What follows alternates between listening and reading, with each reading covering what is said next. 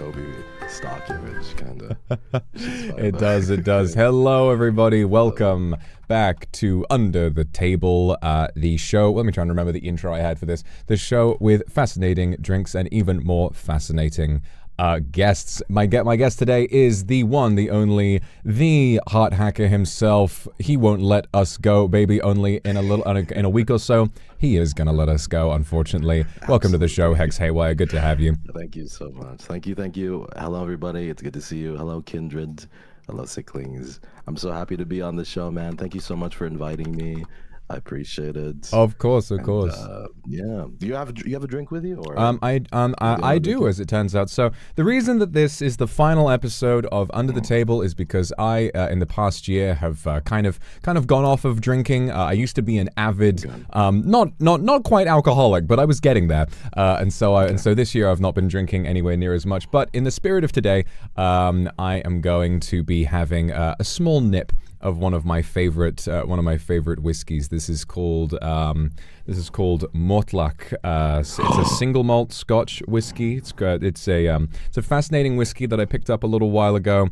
It is a Scotch whiskey that is matured in a Japanese cask, so it comes with the It comes with the best of both Scotch and Japanese whiskey. So I'm going to be having some of that. And my question for you, the first question of tonight, are you going to be having a drink as well? That's crazy, though. First off, wow, I've never thought of that combination of a Scottish whiskey in a Japanese cask. But it sounds like something PewDiePie was drinking almost, like something. Honestly, I wouldn't be surprised at all. I wouldn't be surprised at all if that was something that he was really into. Yeah, but I am drinking as well. I'm drinking, I actually, for this specific, when you rang me up and when you hit me up, I was like, damn, I need to celebrate this because this is going to be the final episode. I'm so honored to be here. I figured, why not go all out, get a big, a nice bottle of red wine, and because my parents are big, big red wine fans. So I was like, you know what? I'm gonna get something that they would enjoy too. So I got this. It's a fancy thing that my parents always get for celebratory occasions. I think it's a Ponte. It's a Ponte Canet Bordeaux blend. It's from 2009. It has raving reviews. It's good stuff. I can't really describe it if my life depended on it, but it's good shit, It's kind of fascinating. Full-bodied. Yeah, I think something that I experienced right after debut and right after being being shown to the world. I imagine you might have experienced this as well. The moment that I got shown off, people immediately started drawing fan art of me drinking wine. And I imagine they probably would have done that to you as well. Although given the colors that you like to wear, you strike me as more like I'm a bottle of wine, but you're a bottle of vodka. You know what I mean? You look like vodka to me. I don't know. Or gin. No. I take that. Gin, vodka. My mom is a very avid tequila drinker as well. Oh, I love tequila. I love tequila so much. So that's her choice of poison. You know what I mean? It reminds me of that scene from The Shining where every single day she's at the bar and she's like, "Hair the dog that bit me, Lloyd." Remember? You know that scene from The Shining? She's literally like that every single day, and she needs her little tiddly. I love that. I love that so much. But so. Chat, for those of you who somehow are not aware, oh god, I've tried to find my old tavern music that I used to play for this, but I can't find it on YouTube, and I played a different one, and then it's got bum bum bum bum, and I'm like, that's not really the vibe we want for this. Wait a minute, there it is! I got it. That's the one. That's the classic. But yeah, for those of you who aren't aware, Hex has been with us for a long time now. But very soon he's going to be leaving us, which is he is going to unfortunately be executed very soon. Yeah. He's going to be executed. He's going to be leaving us. And the first thing I want to say is, we're all going to miss you. We're all going to be lesser without you. It's going to be really hard, to fly this ship without you. You've really, not only have you been such a fundamental part of the ecosystem of NIJISANJI for such a long time and been such an interesting person to hang out with, you've also, I think you and I have experienced this as well, some of the easiest people in NIJISANJI to make fun of, which is a lot of fun. So I think this place is going to be a lot less humorous as well. And obviously, I mean that with love. I guess one question I've got for you is, how are you feeling about moving on? Well, I've always said to everybody if they ever wanted to contact me, like I was always just one Ouija board away, and it would never be, just to everyone watching, go ahead and let the spirits into your house. Don't worry about it. Nothing bad will surely happen. I'm kidding, of course, but I'm feeling, I don't know how I'm feeling, honestly speaking. I feel like it's just such a jumble of emotions. It's like when you try and, like, for example, if I were to ask you what your favorite, like, film is, or why you like art house films, your brain will just automatically implode in itself, like there's so many different things to think about. So it's the same thing with me. I feel a very large mix and concoction of emotions. I feel like I'm grieving at the same time. I feel like I'm happy to see and achieve all these things. It kind of, my graduation coalesced with hitting a subscriber milestone as well, so I was just like, damn, I don't know how to celebrate this, you know what I mean? You kind of feel what I mean, like a bittersweet It must be moment for sure. It must be, yeah. And I think there's something really interesting in how, like, I personally don't have any plans to graduate for a very long time, but I can't lie and say that sometimes I don't imagine, I wonder if I did, what would I do? How would I manage it? What would the circumstances be? How would I try to go out with a bang and all of that? And I imagine there, and there is kind of a weird sense of excitement for, in however many years that is, what will that feel like? But then thinking about what comes after it, for me personally, I imagine what you feel is like a sense of excitement and a little bit of freedom. Like, it's going to be interesting to try new things. But for me, I don't really know if I could find that.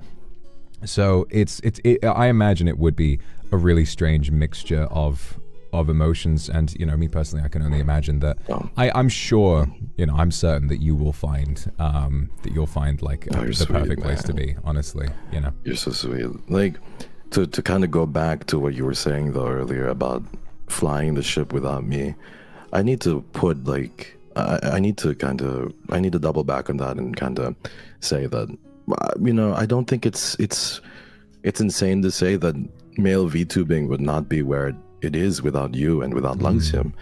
Like, the truth of it is, NIJISANJI would not have, perhaps, because girls and female VTubers were seen as and praised as, like kind of the ones that started it all, the OGs and everything. But without the success of Luxiem and all five of you, coming to the scene and setting the groundwork, laying the foundation for me and for all of the other boys, Crisis, people like the boys in Iluna, like we really wouldn't be here without you, because without you guys, male VTubing would still be seen as almost like, not really a joke, but for lack of a better word, like just like a hobby or a fad, a passing thing. You know what I mean? It would, it was not the you're same. So essential. Yeah. Thank you. That really means a lot coming from you, and you are right. I remember, it's quite a funny story. I remember back when right before I first went to auditioned. I remember talking to my dad 3 years ago almost. That's 3 years ago almost. I remember talking to my dad, and because I was at kind of like a between part in my life. I was about to finish. I had just finished my second year in university, and I was talking to my dad, and I basically said, it's like, it's a really cool thing, but it's kind of like a female dominated space, and I was thinking, which is very much the case, especially in the West. In the West, we hadn't really had anyone truly pop off as a male VTuber, and then I kind of just sort of went for it, and it's mad to have sort of looked at that and then really, the way that Luxiem popped off the way that they did. And I don't know. I think something fascinating about it is that, okay, let's get this out of the way. Let's get this out of the way right out of the gate, because let's do it. You and I were put in essentially the same niche. We are two deep-voiced men who are comfortable taking our pants off when we need to find success in life. And I'll be completely straight up with you. Even after Luxiem had so much success, and even after I had so much success in my early career, when I heard your voice for the first time, I felt a little bit scared, because I think you've got that source, and I was like, damn. It's common for us, I think, to look at what we have to offer to our fans and what we have to offer to the industry, and to view it as a set of characteristics rather than the sum of its parts. And with what you've got, I was like, man, you know, what do I have with my voice that you don't have? And I was like, shit, that's a really scary feeling. But if anything, the way that you came in and went in your own direction and proved just how different that we all are capable of being, it wound up being a massive reassurance to me, you know, that regardless of who joins, who comes in, and no matter how much great stuff people bring, there will always be it will always be different from what you can bring. And you know, that was definitely a really necessary step for me to take, I think.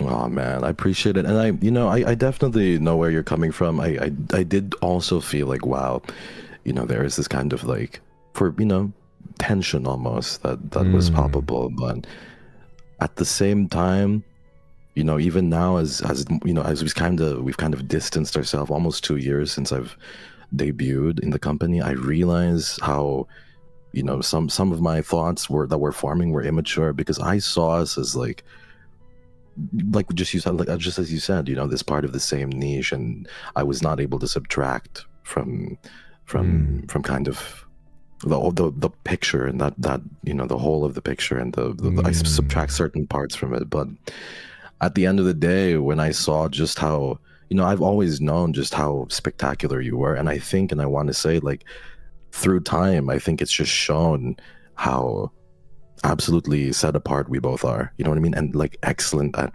and how we excelled in the things that we both like to do. And really, like, it's crazy, right? We really set people's expectations, I think, with what we were both capable of. And I love kind of the you know, the stories people have about us, and how people talk about us in public and all of that, and how we're kind of infamous in a way. I think there's a sense of pride almost that I've always felt in that kind of thing. And I'm curious, actually, you mentioned something, I'm not sure if I'm picking this up wrong, but you mentioned something about about kind of living within the niche and kind of living up to the picture, you know, because behind this color scheme, behind the red wine, behind the vodka, there's always more to you. I imagine that you had always planned on being this kind of person, but if you hadn't, what might you have done differently? Oh man, you're coming in with all the great questions, I have to say. I'm kind of on a roll today. I was like half asleep like an hour ago, and now I'm what's going on? I'm like David Letterman today. 20 minutes ago, this guy was telling me, please forgive me if I, you know, I'm on the back foot here a little bit. This man is just you know, he's as talented as he is a liar, you know. He's just he's locked in right now. It must be the whiskey. I haven't had a nice glass of whiskey in a long time, so maybe that's the one with this guy's lips touch those with me. I know, right? Like suddenly the liquid confidence just hits me. But anyway, yeah, that's a good question. I honestly speaking, I've spoken to the Sicklings about this, and you know, in multiple streams, both in memberships and like the more public streams, and I've said that I've always had such a very big fixation and affinity towards horror. So that's kind of where I would go down. Like, there are so many different routes. You can go down like the video essay route, or the route where you know, kind of become a more cozy, I don't know, streamer, and you play these little, you know, kind of hole in the wall horror games. That's a good phrase for it. Yeah. And that's what I would want to do. You know, I'd like literally just want to sit down with my close-knit community and do that, kind of be almost away from all of the trends. I'm not very big on trends. I think that they're very cool, and they're a good way to blow up and succeed very quickly. And people have found great success, and I wish them all the best. But for me, I would probably be doing like horror related stuff, and you know, maybe doing a video essay or two about that, you know, a little film, you know what I mean? Or You have analog or something like that. My guy, I'm gonna be a psychic for a second. Let me guess. No, please, before you joined NIJI, I'm gonna imagine that at some point in your life you read creepypastas. Oh man. I'm caught. He's got me, everyone. I want to clarify for people. I don't know. I don't know what this man's experience is, but I can absolutely hear you reading out like fucking Jeff the Killer or some shit like that. Oh yeah. It's funny if I read personal stories too, because like there was one time where I did a horror reading story and people sent in their form, so I had to like, you know, I read it in my own voice because if I try and strain my voice to a higher pitch, it hurts. So sometimes I have to go. First off, I'm a 16-year-old girl. This is my experience. And this is my experience. I live in Ohio, and I was once chased. Fucking Jotaro being like, I was just a normal 17-year-old. Yeah, but that's what I would do, man. And I did read creepypastas growing up. I really loved them. Fucking knew it. Oh, yes, sir. Did you? I never really. What did I do? Well, I mean, obviously not growing up, but when I was at least like in, you know, using the internet for the first time, I did come across some scary stuff. The first like scare, because I was always like not into horror until more recently. I was a big scaredy cat when it came to like horror movies and stuff like that. But one thing I remember to this day, like being into when I was into like World of Warcraft and RuneScape and a load of I'm still into both of those games, but like in the beginning I just wanted to try out a load of different MMOs, and I found this one for a random free-to-play MMO, and there was a YouTube video that I started watching about like how to make more money in the game, and it was a screamer, right? And it was like, first you got to do this, and then a face from the Exorcist popped up, and I was like, fuck! I had never seen a screamer before in my entire life. I did not know that could happen. And for the next like week using the internet, I would always like filter through the scrubber bar and look at every single frame from the video before I watched it, being like, is this shit gonna happen to me again?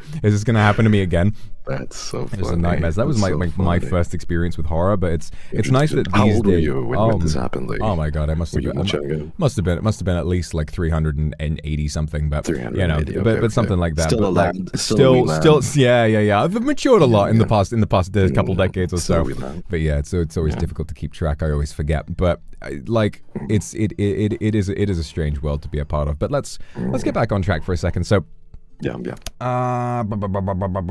we've done all that. We talked about that, and what I'm really interested about. So you've obviously had that experience with horror, which is interesting, and I can definitely see that. I love a lot of the imagery on your thumbnails and on your channel. You know, you're kind of even with more kind of comfy, cozy ASMR stuff. A lot of what we see of you has kind of some scary motifs, and even with this lovely new outfit, you've got this kind of Phantom of the Opera-esque mask going on, which I really, really like. Yeah. And so, in a way, you kind of have gone, you know, sort of half and half. You know, you are like a sexy ASMR guy, but what you also have is like this fascination with horror. And I think that's something that I've experienced as well. Is that it's kind of a characteristic of VTubing, but also of streaming in a way, is that no matter what kind of way that you want to set yourself up in and want to market yourself as, your real self will always eventually come out, because you spend so many hours of the day being live. I don't know if it's possible to pretend completely for that long, run that out. Yep, completely. I agree. And you make a really, like, you're very observant. I feel like yeah, for sure. I feel like I've been slowly weaning off. Like, I feel like through the last 6-7 months, I haven't even uploaded any ASMR videos anymore. I feel like we both because got of hit. that. Yeah, we both got hit. You know, that whole sequence of events where it was just more difficult to upload it. But I do feel like it was a blessing in disguise as well, which I feel like you also kind of think that way as well, don't you? Like, I do. It's a really strange thing, because and I'm kind of curious about like how you came around to it, because like when I first got onto the internet, I immediately, if you are a guy with a deeper voice, you will, in social spaces online, you will get a lot of attention. I did as well. And I, at the beginning, was very like, and I still am very flattered by that attention, but it definitely does slowly move you into a certain area. And I remember what I experienced at the beginning. I had like, right from the beginning, people like trying to send me money, like, hey, I've written this like not safe for work script, can you read this out? Can I tell you something that I've never told anybody in the entire world? Yes, I would be honored. Someone once, back when I would like literally the first year I ever spent actively working on the internet is a very long time ago. Someone paid me money when I didn't have a lot of money. Someone paid me money to voice a not safe for work audio where I had to play Shadow the Hedgehog.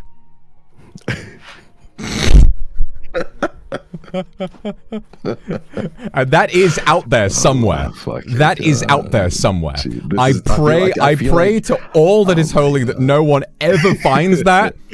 But I needed money bad at the time, and also, I mean, I never know how to say no, and I was like, hey, sure. I mean, if this person finds my voice attractive, like, why not? I'll give it a try. But holy fuck, that's scary to know that that's there somewhere, you know. I'm very sorry if one day you just see a video essay pop up on your For You page of lost media.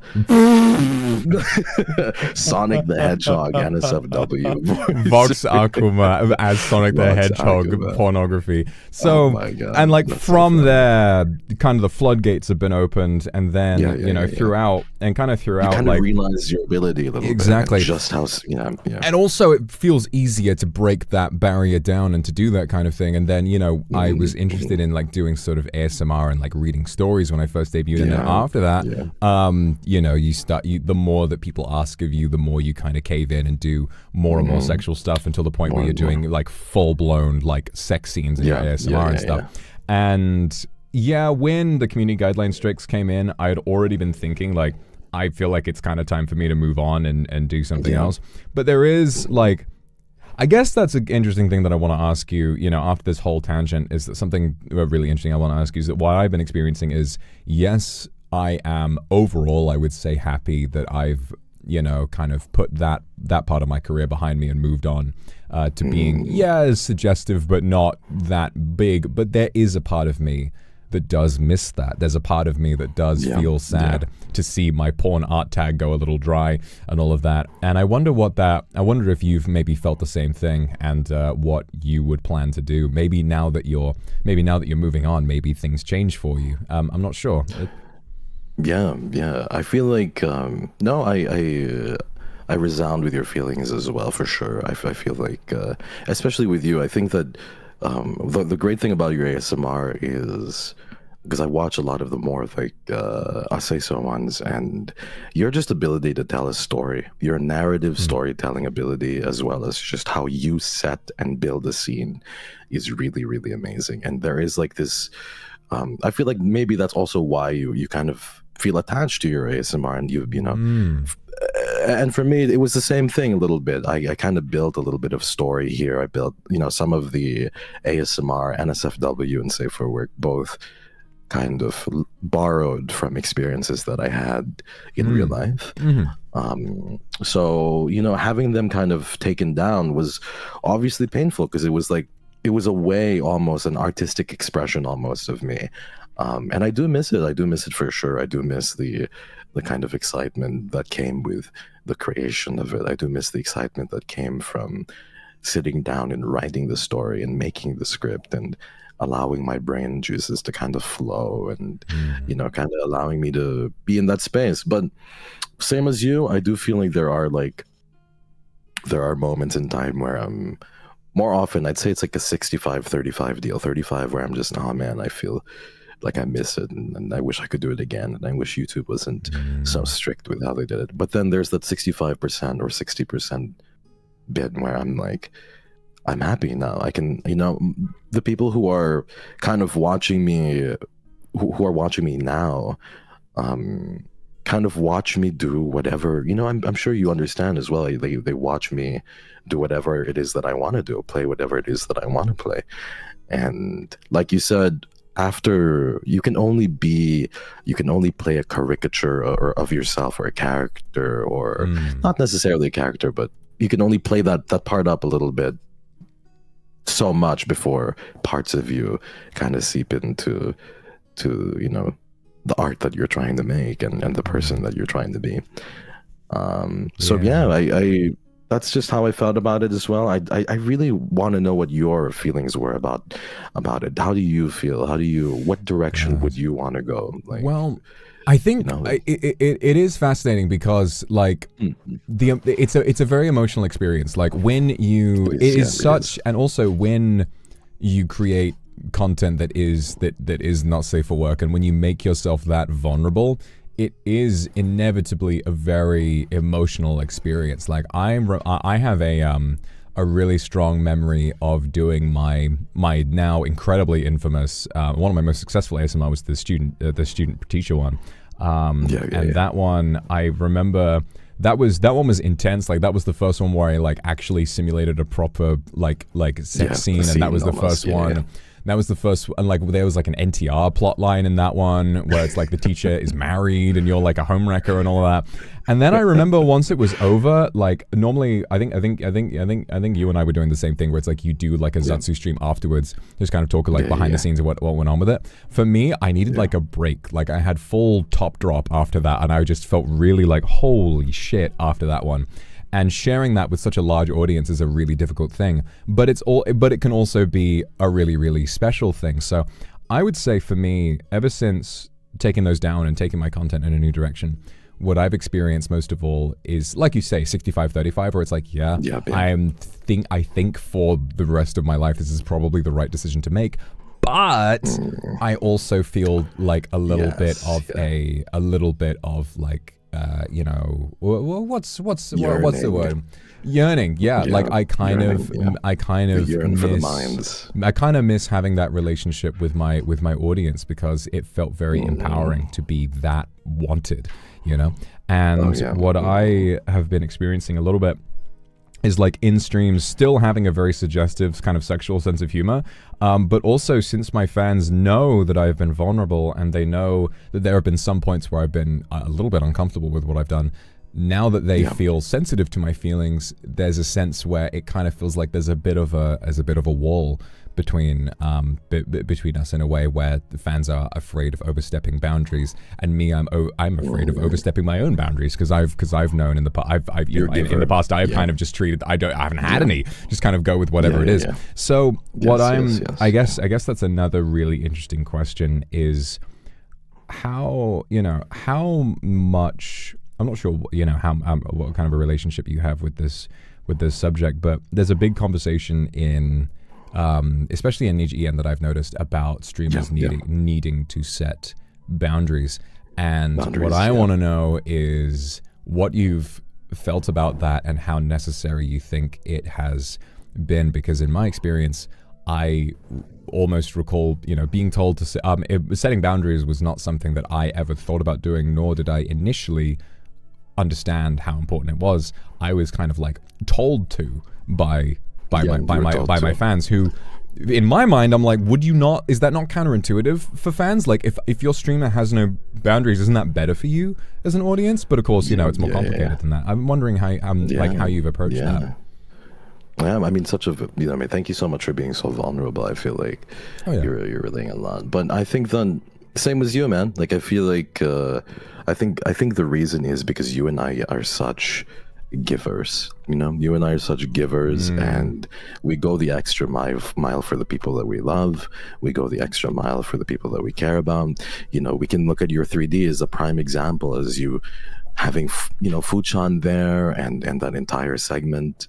You are just a very, very big giving person, and that's one other part among the other many parts that I relate to you on. In psychology, people always rag on me. The sicklings always joke about me, or joke with me about this, or laugh at me, I suppose, is the right way to put it. When I bring up psychology and Myers-Briggs personality, the MBTI. So MBTI, for me, I honestly know that MBTI is obviously kind of like a fad almost. It's, it's not something that psychologists use. They don't use, therapists don't use it as a way to record people's personality types. Why? Because there's 16 types, and there are you cannot encapsulate 8 billion people in the world, or even one person, in just 16 personality types, because you know. It's just so, it's a box, and it's not something that can kind of keep all that people in. Just as a tiny interjection, I used to be I used to be really obsessed with MBTI as well, and what's so interesting is that my type has changed a lot over the past few years. Like, I remember when I first took the tests, like maybe a decade or so ago, I was INTJ, then I was INTP, then I was INFP, and then I was ENFJ, and now I think I'm an ENFP. So I'm like, I share only one letter. The N is the only letter of mine that stayed consistent throughout my whole life. It's crazy. That's so funny.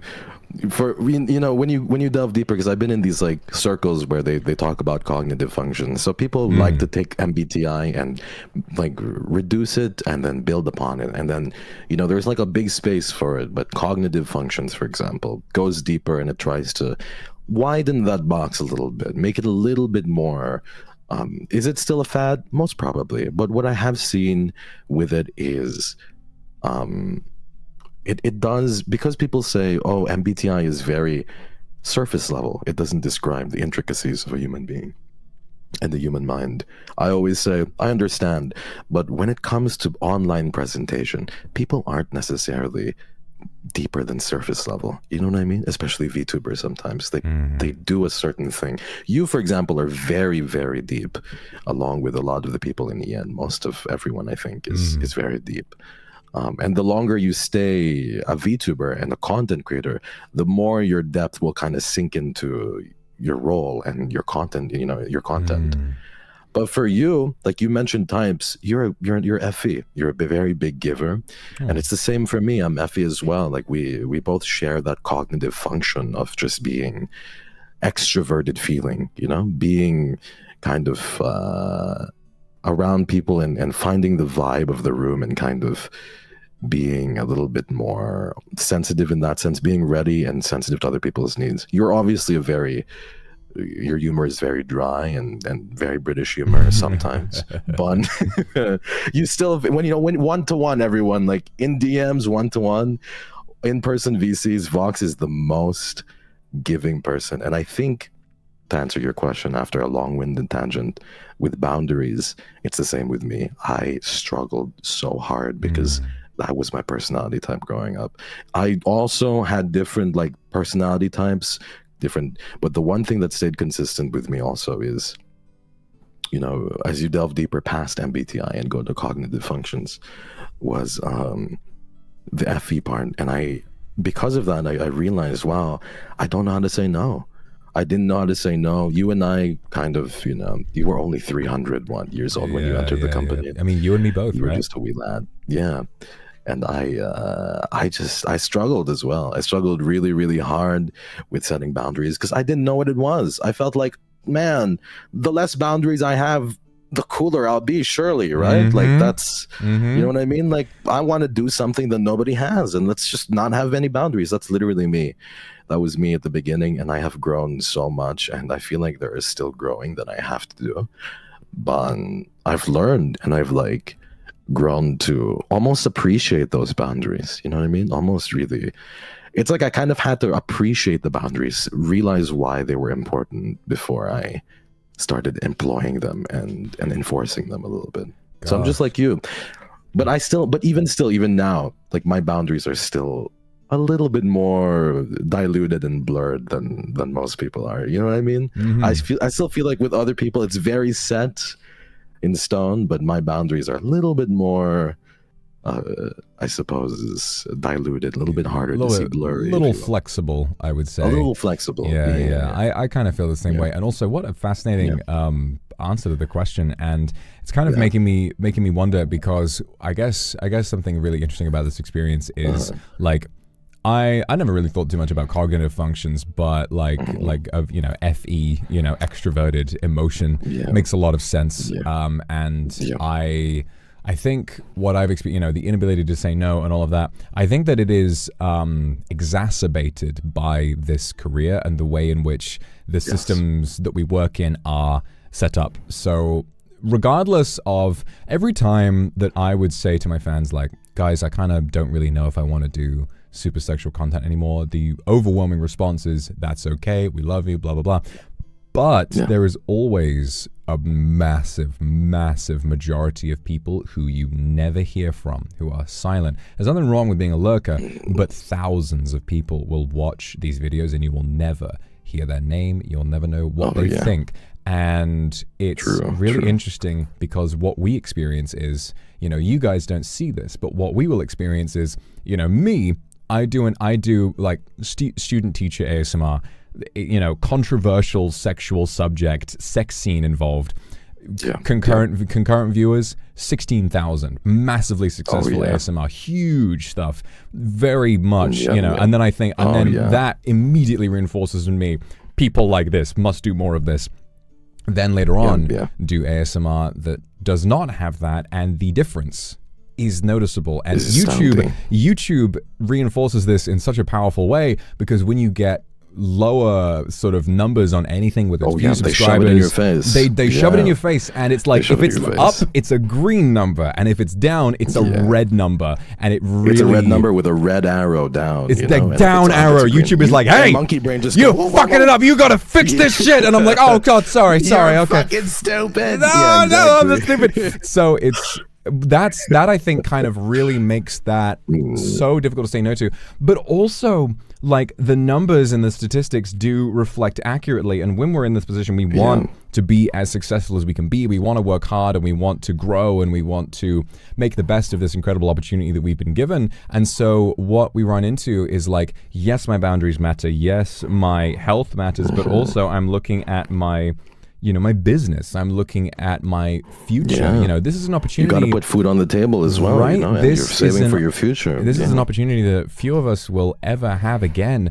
And you look at, like, should I not, like, maybe put myself on the sidelines to get the most out of this experience? And even though I am happier and more comfortable now, there are some times where I look at where things are at the moment and maybe where I could be if I had kept going with that kind of thing, and I wonder, would I be happier if I was, you know, still like pulling in more, and I was still appealing to more people, and in that way? And I think, if anything, it kind of reflects how, honestly, in a weird way, even for people who don't embrace the sexual side of their career, I think VTubing is, especially in the West, is just such an inherently sexual career. Like, I don't know if you've ever seen I agree.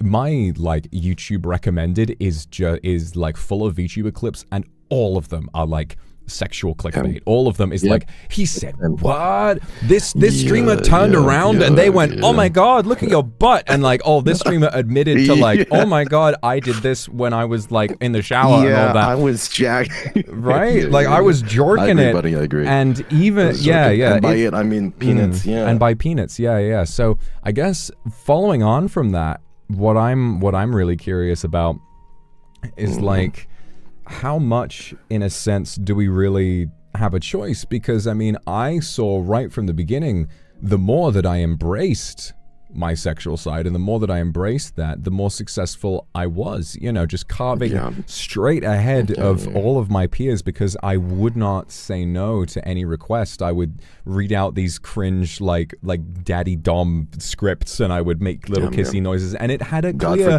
noticeable numerical impact. And I guess my question to you about that is like, do you have any regrets about doing it? Would you do it the same way if you could do it over again? Or would you, or would you change things? Because if I'm being honest, I don't know if I would. I feel like I'm very proud of what I managed to do. Yeah, I think that's a good, I feel like you kind of reinforce what I said in that sense of you're very much like a giver. I feel for other people, it's just more so, such a strong, I guess, it shines through again how about our boundaries, even within ourselves, Vox, are kind of like more muddied, because and this is like something, insight a little bit. We like kindred moment. I'm happy to share this part of Vox with you. But even when Vox is in private, he pushes for these changes. He is the one who gets up out of his chair and puts himself in uncomfortable moments. Because he cares about the group. He cares about the dynamics within the group. He cares about... Vox has done things where he will carve out a piece of himself if it means then we push the envelope in a certain way. And I think that that's the same way with content. You know, you and me are alike in that sense of like, if we don't suffer to grow, and we don't grow, and if we're not suffering, then we're not really growing. And we also want to just push the envelope, even if it means having to carve out a piece of ourselves to you know, push that envelope, to grow and to succeed numerically, and to succeed in a visible way through numbers. And I agree. I think that if I could go back in time, I probably wouldn't have done it any differently, to be completely honest. I share that sentiment with you very hard, and I wouldn't have done it any differently. But I do and am happy with the position I'm in right now, because even if I don't feel like I am doing, you know, even if the stuff that I'm doing may not reflect as, you know, as greatly or be as successful as they used to be, I feel overall happier. And I also know that what I want to do in the future in regards to horror, and what I want to do in regards to kind of pushing the envelope in a different way, will succeed if I'm persistent, you know? Because I think persistency is just very important in the industry that we're in a little bit, and presentation. And I want to be able to encourage you too, buddy. Like, I feel like, you know, because we kind of are limited now, especially with YouTube, right? It's not like if we could return, we could just do that, because goddamn, they're cracking down on ASMR real hard, especially in today's day and age. But I want to be able to like tell you as well, and that was kind of the message I wanted to relay to you, that whatever it is that you choose to do next, because I know that, you know, you're both you're a thinker, you're a thonker, and you're also a giver. Whatever you choose to do next will succeed, because Thank you. I really appreciate that. And I'm sure that whatever you choose to do next will succeed. All I'm going to say, you know, when you're on your own and you've got your own rules, you could start an OnlyFans if you wanted. You could do whatever you want. Like, you know, all the options are at the bottom. I don't know. I'm not going to say anything. But you know, you've definitely got options. I guess Patreon is available. So yeah, but you know, it's like a Patreon or whatever it is people are doing these days. I've been trying to push for that. Right. Like, I tried pushing for that. I had an idea of doing a higher membership tier for that kind of thing. You know, like OnlyClans or whatever it is. But OnlyClans is so funny. Yeah, no, it is. I can't take credit for that. There was a fan who came up with that. I can't remember who. We've all been saying it for a while. But God, no, that is really fascinating, and I'm glad that we kind of share the same sentiment of that. It's like there's a lot that, you know, as a viewer of a streamer that you don't really see, and you kind of have to get into the mindset of, you know, you guys watch streamers as something to help you relax, as something that you do in your spare time. But for us, this is our life, this is our job, and there comes a point where, yes, we would love, I'm sure, to be able to do literally whatever we want and make as much money as we want. But sometimes it's not even about like living comfortably. Sometimes it's about living well, and sometimes it's about succeeding beyond like just the bare minimum. You know, I'm sure that I would be able to eke out a living if I only ever played games that I really, really like and just never gave a shit about all of the other parts of this career. But I wouldn't feel happy about it. I think that there comes a point where I think about like, sometimes I think about what it might be like if there came a day where, because I'm like, okay, I need to look after my health, I'm only going to relax with content, I'm never going to push myself and all of that, I'm just going to play games or whatever. And then I think about like, you know, even though I'm in a very financially lucky position, sometimes I worry, like, what if there comes a day where I'm not in such a financially lucky position? Because you never know. You never know what might happen. The tax man comes around every year, and your expenses come around every year, and then sometimes what used to be successful is no longer successful, and you run out of things to do.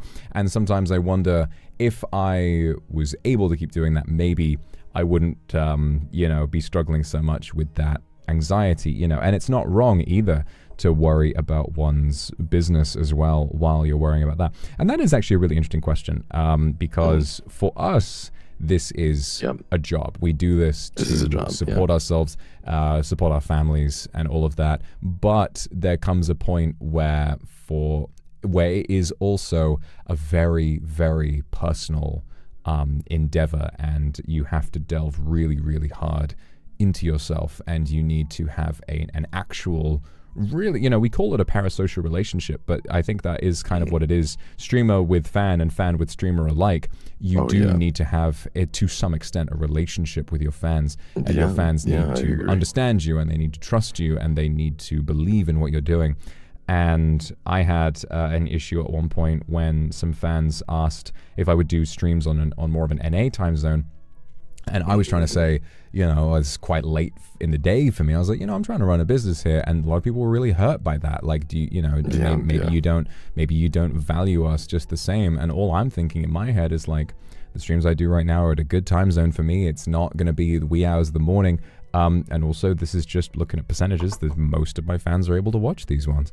And so I didn't really understand what the issue was, but I can kind of understand that. And there comes a point where this is where I want to go with this, right? I struggle so much to not get one guide, right?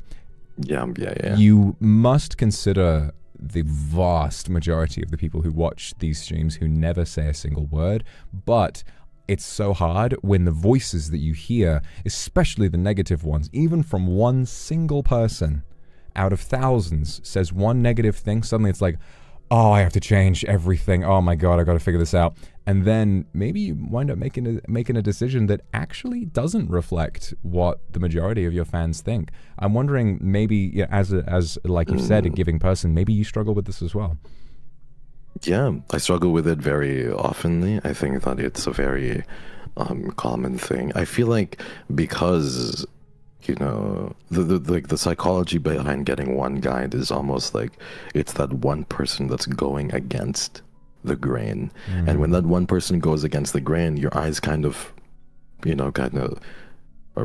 like an affinity with it, and that specific comment where you're just like, well, fuck. It's the same thing with hate, like hate comments. Yeah, sure, they come, but they're a drop in the pool of just so much love and so much appreciation from the people that, you know what I mean? So it's just, I absolutely get you. I've struggled with that as well. I've struggled with having to deal with time zones, even like that the fans who have said like they wanted me to stream at a more NA-centric time zone, like literally the same exact struggle. And I feel like, in the sense of getting one guide, it can be an uphill battle a little bit to try and combat that kind of that thing. It's almost like that one guy that speaks to you almost directly has a direct pipeline to your insecurities. You know what I mean? And he will jab at that, what makes you insecure, and makes you feel like, damn, am I doing this correctly? So yeah, it is a tough thing. And you make a really good point, because you spoke about how this is our job. Like, it's true. Like, people may see, content creation as, oh, it goes up and up and up and that's it. But it's really not true. And God forbid that we get sick, Right. God forbid that you're right? God forbid we get sick. God forbid we take a little bit of a break.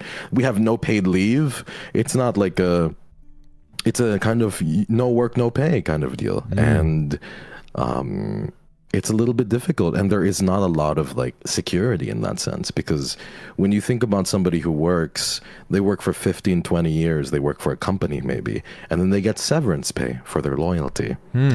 And they get, that's not something. And they do get paid leave. If they need to, they file for time off, and they'll be paid while they're away, and it's kind of reliable. We do have like a lot to fall back on. There are lots of little lots of little things.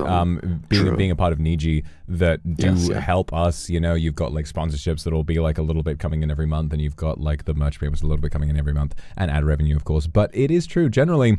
I think this goes not just for us, but for all content creators, especially, those in the indie community who do not have like managers and a whole company to rely on.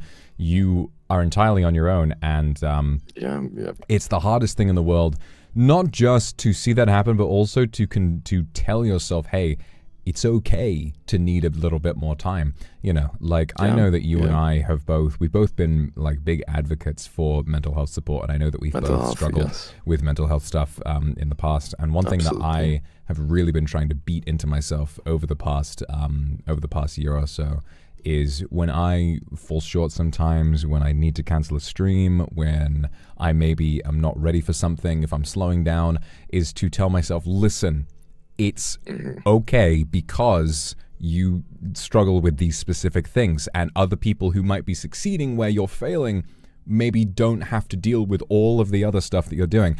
But the most unfortunate thing is that the world does not see that. All they see are those numbers. All they see is the is like the curve in one direction for one guy, the curve in the other direction for the other guy, and they can't see what goes on behind the scenes. And I think another thing about working a job unlike this is that your face is not, shown to the public, and your emotions aren't shown to the public. You're just a cog working in a machine. So even if the machine slowly slows down, like ignoring the concept of layoffs and stuff, you're still going to get paid the same amount regardless. But with us, like, you take time for your mental health, and you literally see your success and your monthly revenue going down while you try to recover, and that if anything makes recovery worse. And don't even get me started on taxes too during the time, because people haven't figured out how to tax social content creators. It's the weirdest thing ever. My accountant, I've got every time I look at like my accounts for the year, I'm like, bro, this is a business expense. He's like, what? And I'm like, yes, this Steam game that I bought is actually a business expense. This money I spent on Genshin Impact, actually, this is a business expense. I don't play this game off stream. This is something that I do as a job. Okay, please, is it, And so you wind up with just the most complicated tax shit ever, and then you take time off to do your taxes, and suddenly you have less money to pay your taxes with. So it's just, it's kind of a nightmare, and it's a nightmare, absolutely. So I guess kind of what I'm really interested to know about, how you feel about that is, I guess I'm not really sure like how much there really is to say about it, but how do you manage the feeling of, how do you manage when things don't look so good? Maybe you need to take time for yourself. I understand that that you've had some sort of health issues, and there are a lot of streams that you've needed to cancel for yourself. How do you feel okay about that? How do you manage to go by your business and remember, hey, it's all right to do this? Yeah, that's a good question. First I start by crying in the shower for 3 hours, and then followed by a very awful alcoholic binge, and then I put Breaking Bad on TV and just see Mr. White kind of going about his life and say, you know what, I'm gonna be a bad bitch like that. Let's see, we need to cock. And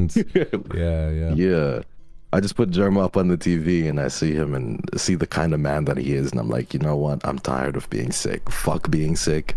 I'm just gonna will myself to be well.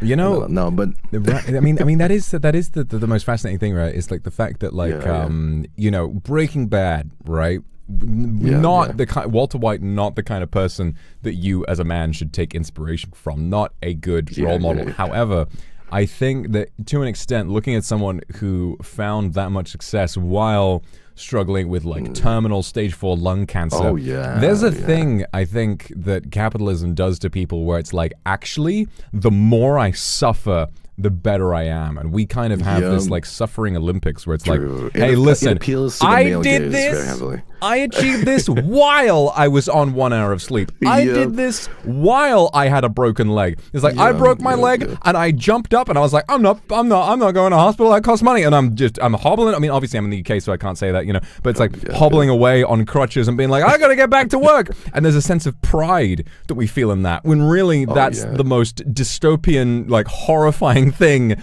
that we could possibly imagine, right? It is. It's like the struggle Olympics, as Aya put it to me one time. It's like the struggle Olympics where it just appeals to the male gaze very heavily. You know what I mean? Of just like, fuck it, you know. If I break both my feet and somebody shoots my fucking leg off, I'll just walk it off. Right. But yeah, I do think that's why mental health is very important, and it's important for men, especially who have been kind of repressed and been shown that being strong and not taking breaks is the way to go. You know what I mean? Yeah. So, yeah, to properly answer your question, because I gave you a joking answer. That was fine. Except for the except for the crying part. I do that too. But I usually just I remind myself of the goal. I remind myself of the long term. I remind myself of, I also understand, because I have this kind of relationship with my community, they understand, you know, they understand that I'm not doing it out of just any other reason apart from being sick. And if I was in good health and good condition, I would love to stream for them.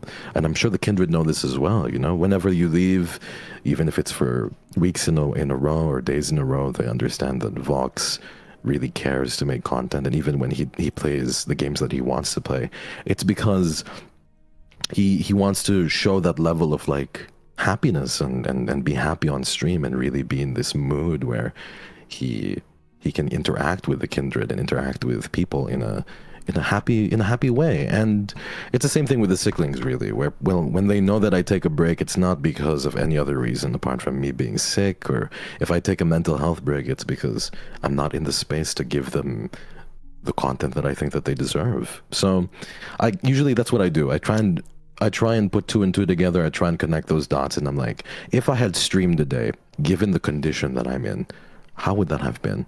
And then from that, I can kind of ease myself off and be gentle with myself a little bit and say, you know what? If I had streamed with a broken, you know, coughing all the way that I did, I would have just been such an awful experience for them and for me. I guess so. Yeah.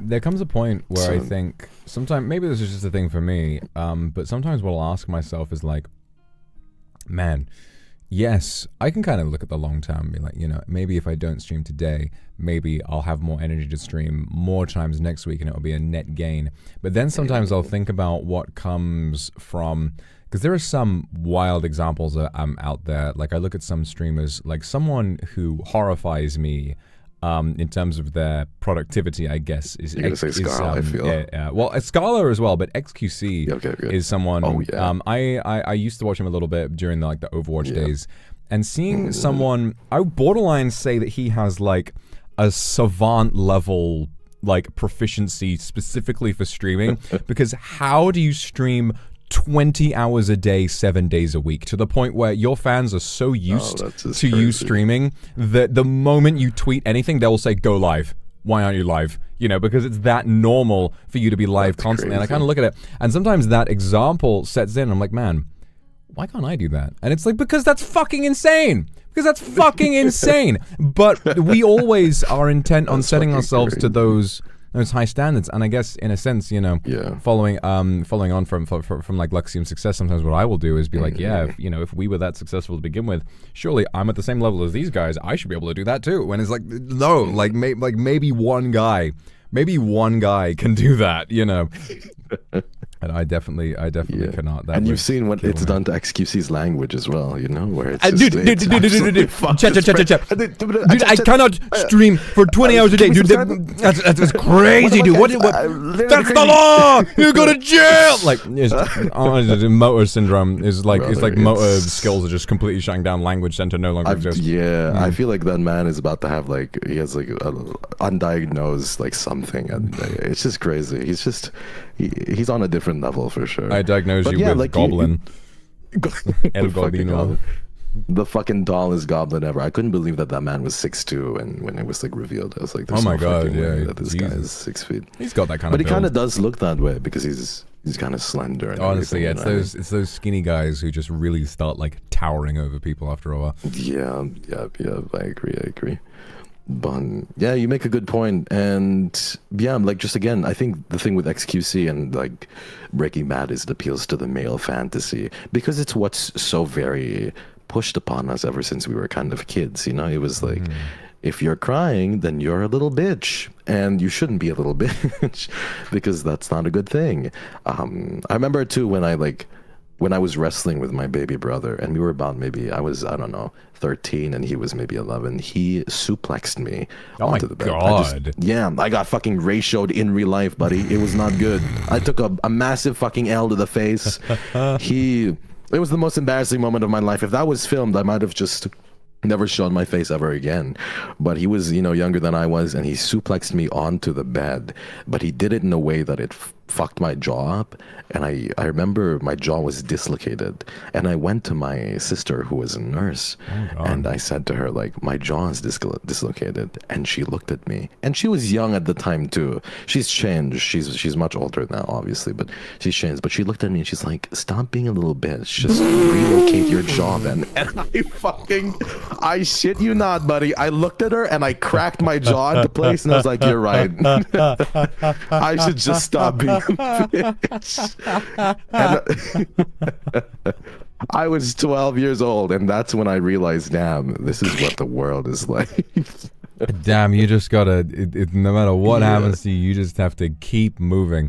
The craziest thing as well is, like, the craziest thing is looking back to when we're young. It's like, man, you could fall over and smash your head on the ground and be like, bruh, I'm fine. And nowadays, now that I'm an old man, it's like, dude, if I fall over and I like bump any part of me, I'm like, holy fuck, that was terrifying. I remember a little while ago, I was trying to open like the doors to my, I think I left my balcony door open, and like a load of rain had come in, and I was like, oh shit, it's raining, I gotta close that. And I ran over and tried to close it, and I slipped on the rain and I like fell over. And that was like the most traumatizing thing that happened to me for months. I was on the floor, I was like, holy fuck, I just fell over. Like that's, and we then, like, no matter what happens to you, even then, even though you're that vulnerable, and even though like falling over is that scary, it's still like, hey, you gotta get back to work, bro. Like, you can't afford to sit still for that long. You got bills to pay, you got loans to repay, you got all of this stuff going on. It's a scary life, it's a scary life. It is, yeah. It's a scary life. Bro, I get you so hard, because like the moment you splurge, you're like, you know what? I think I'm gonna go stay at a hotel for a little bit, splurge a little bit, maybe drink wine at the lobby, order a whiskey. Again, it's really difficult in today's day and age. So I feel like I relate to Walter White a little bit, minus all the bad parts. Chat, don't clip this. I still have 10 days in the company. I don't want to be terminated, but yeah, absolutely. It's the same thing with me when I was a kid. I would literally like cut my own leg off. Like my friend would literally cut my leg off, and I would simply just be like, "Tis but a scratch." But nowadays, it's all right. Tis but a scratch. But now I get a cold, and I'm heading straight to the ER. And the next thing I know is I'm in the emergency room. I wake up and I'm fucking under the strongest pain medication ever. So I get you for sure. And getting older is a little bit scary. How has that been for you? Like, because you grew up in the company as well. You spent 3 years of your life here. Jesus, yeah. How does that feel, brother? I don't know. I mean, I was just thinking about, like, earlier this year. It was such a shame because it was right after I came back to streaming for a massive hiatus. Like, one day I was doing some work off stream, and suddenly I kind of noticed like my my chest hurting, and I was like, oh, that's kind of concerning. And then my arm started hurting as well, and I was like, oh, that's bad. And so I that's a recipe for disaster. So I wound up calling an ambulance, and then I was on the ambulance, and they said like, okay, so your heart rate is fluctuating between 50 BPM and 140 BPM, just all over the place, going like bip bip bip bip bip. And I was there in the hospital, and I was just waiting for them to tell me like, okay, you were in danger of having a heart attack or something like that. And the entire time I was just thinking like, oh god, I wish I was God, I was gonna stream today, like no matter what you go through, the standards set by other people, they don't change. No matter what you go through, people will still kind of expect the same from you. Not just the same they expect from you, but also the same that they expect from others. It's almost like when you exist in this ecosystem, once one person sets the standard for something, it almost becomes where, at least I experience, you kind of need to live up to what someone else is able to do. I look at someone like, I don't watch him myself, but when I look at someone like Kai Cenat, I'm like, damn, how is this man able to pull together like a 30-hour marathon stream stream that has a full costume and set. Like, how many weeks did it take him to do this? Like, it seems like he did it overnight, like while streaming every day anyway. And here I am just trying not to die. It's, you know, it's like you know, and even though everyone's experience in life is different, but there's that voice in your head. It's like, you should be able to do that. You should be able to keep up with that. You could do that. Yeah. Why aren't you doing that? Yeah. Yeah. And the Kaisenat stuff too, my God, the fact that he was playing Souls games as well, you know, just hurt my soul as somebody who was literally finished almost every Soul game. I wanted to do that, and I was like, damn, I should have been able to. That should have been me. That should have been me, Chan. You know what I mean? It should have been me. Elden Ring, being able to complete the entire thing in one stream. If only YouTube would let us have VODs longer than 12 hours. Oh, yeah. Yeah. You're crazy with that too. Like, I watched your whole Vanta thing, and that one was crazy. The fact that you guys did that. That was so fun. And pulled off some, That was so fun. Watching that was crazy. I feel like, you know, in that kind of sense, in that breath also, like, for me, if I can, you know, kind of interject a little bit, is, like, my only regret when it comes to the company, because you were talking about how I felt when it came to one regret that I've had that I felt like you were able to do is I've always wanted to do a charity stream, and I think then because I wasn't able to be mentally or physically ready to take on such a gargantuan task, I was like, I beat myself up for that. That one was like something that I was like, damn, I wanted to do this, and it's never too late. You know, I will dispel that remorse one day by actually doing one. But it's just stuff that you know you want to do, and as you get older, you're just like, damn, I can't even have a cold without feeling like I'm about to perish and I'm about to be sent down to Hades himself. You know what I mean? Well, yeah. I really admire you for also like wanting to do the charity streams. It can be a big thing, but also it is true that you can set on YouTube Giving, you can set it to like multiple streams, so you could almost do it like a charity week, charity week where you do like a small amount each day. But I understand what you mean. It's like wanting to do like the whole marathon stuff because it is really, really fun to be able to do something that's really long. And I definitely empathize with you on, you know, just kind of not having, you know, just having as a person, you know, it's no fault of your own. You just got a limitation and you can't really go for that long. Like, it is what it is. And it is such a shame because, again, a lot of people won't know why, and they won't kind of see what goes behind the scenes, what goes on with that. Behind the scenes, yeah, true. Yeah, you've been really tough with it too, man. Undergoing your medical stuff as well, because I know you've struggled with that too behind the scenes. I'm like really proud of you for still keeping up and doing things. But like you said, you got a job to do. You got bills to pay, and also there is that just connection you feel with your audience where you want to be able to give them what they want to see and be around them. But it's hard, you know, it's hard, and you do a lot, yeah. Thank you, man. We've been on a bit of a serious tangent for a while. Why don't we have a sit down and why don't we talk about something a little bit more lighthearted? Yeah, see, guys, he is taller than me, okay? I'm not afraid of showing that. The bar just is a little bit taller. Bar's got like a little bit of a raised step, okay? Hey, buddy, I'm not going to be here for long.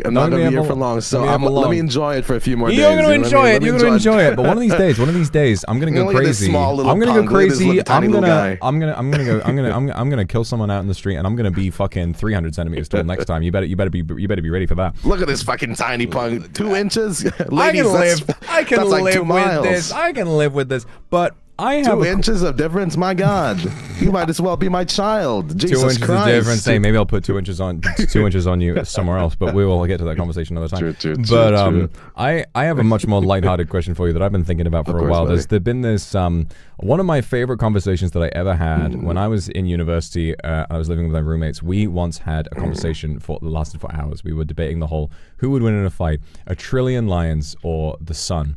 And there's a debate going around right now, who would fight, a billion lions or every Pokemon?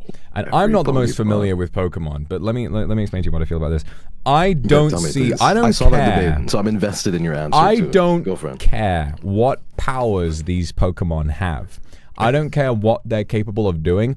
A billion lions could cover like the entirety, like if they stood as close together as they possibly could, they would still cover like an entire county of space. Like, that is an absurd amount of lions. There is no way that there's like 800 Pokemon. I don't care how powerful they are. I don't care what's going through their head. 1 billion lions is too many lions. What do you think about that? I have to kind of agree, low-key, because we're 800 Pokemon. Like, let's just say the weakest ones kind of get weeded out pretty quickly, but it's the stronger ones that'll kind of stay and be there to combat the lions. But there's fatigue as well, even if they're just like blasting, even if they're finger blasting at these goddamn lions, they're eventually gonna be fatigued. You know what I mean? Like, and eventually one of these lions is just gonna chomp at their fucking neck, and it's game over. So exactly, I have to agree with you. I have to agree. Chat I don't know much about Pokemon. Listen, chat, you're saying there's over 1,000 Pokemon. Okay, that's 1,000 lions for each one. 1,000 lions for each Pokemon. Okay, and not only that, you have a lot of very weak Pokemon. Like, what the fuck is Oddish gonna do? No, Oddish is going to get devoured instantly by one lion. And then another Pokemon then has to deal with 2,000 lions. Yeah. And not only that, some Pokemon are huge. Maybe they can Dynamax or whatever it is. But 1 billion lions. That is so many lions. They could create a lion ladder. They could, I just think the number of them is too great. Is too great for any, small group, no matter how powerful, to deal with. Like, even I would struggle to deal with 1 billion lions. I don't even think there are 1 billion lions on Earth. Okay. How about this, buddy? Give me the mic. Pass okay. Take the mic. How about 1,000 lions versus NIJISANJI EN? Oh my god. Who do you think would win? Just 1,000. Just 1,000 lions. Versus like the 30 plus of us, yeah. Well, what do you think? I'm dying first off, buddy. I'm just gonna say that. What the fuck will I do? You know what I mean? I'm not even enough food for one lion. Now, see, the interesting thing about that is, first of all, obviously, yes, you're right. We have. I mean, really, the power that you have would only make you weaker in this fight. Like, if you went up to a lion and you took away its suffering, then yes, I feel like that just wouldn't really do much, because I don't know how much a lion suffers. Like, the lion, you might feel slightly insecure compared to other stronger lions, potentially, or, maybe you get a vision of watching another male lion, go to town on one of the lionesses and feel jealous, and that's kind of all you really experience. So that's not really going to do much. For me, I only really grow in power when I consume a human soul. An animal soul doesn't really do much, but I don't know, it's like a light snack. It's like McDonald's, so it doesn't really do anything. So I'm not going to get any stronger throughout that fight. Whereas, I don't know. You consume me instead, buddy, and then you can definitely be a little bit better off if I did that. But then, we've got a lot of people in IGN who wouldn't be able to do anything. I mean, what is fucking Petra gonna do? What is Petra Gurin gonna do? Kotica, she's fucking fine. Just kill her. Don't worry about her. Just fuck her. Just fucking kill her, and then you can kill me. Kotica is back today. She's back for 1 day, and you're like, bro, kill lions. Eat Kotica. Just kill her, buddy. It's fine. Dude. Okay, it's your gen, mate. She can take a longer break. She took a break for a long ass time. She can take a longer one. Just kill her. Ain't nobody gonna miss that bitch. I mean, and then you can kill me too. Jesus. Maybe the lions would just get really upset with her cooking, and they'd be like, no, you gotta do it like this, and while they're distracted. Oh yeah, true. Rosemi is Satan, so I feel like that makes the big difference. Rosemi, she's my boss. Yeah. She's the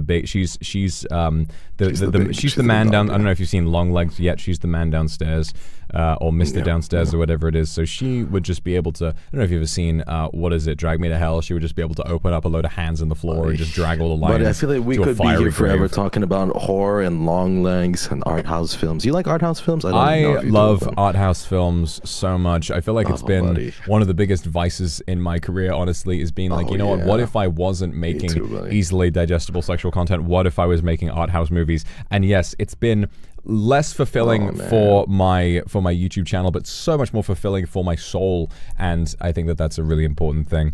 That's a really interesting question, actually. If you have an interest in horror, I, at this point in my life, love horror as well. Okay, let's talk horror for a little bit, right? Yeah, let's do it. Let's do it.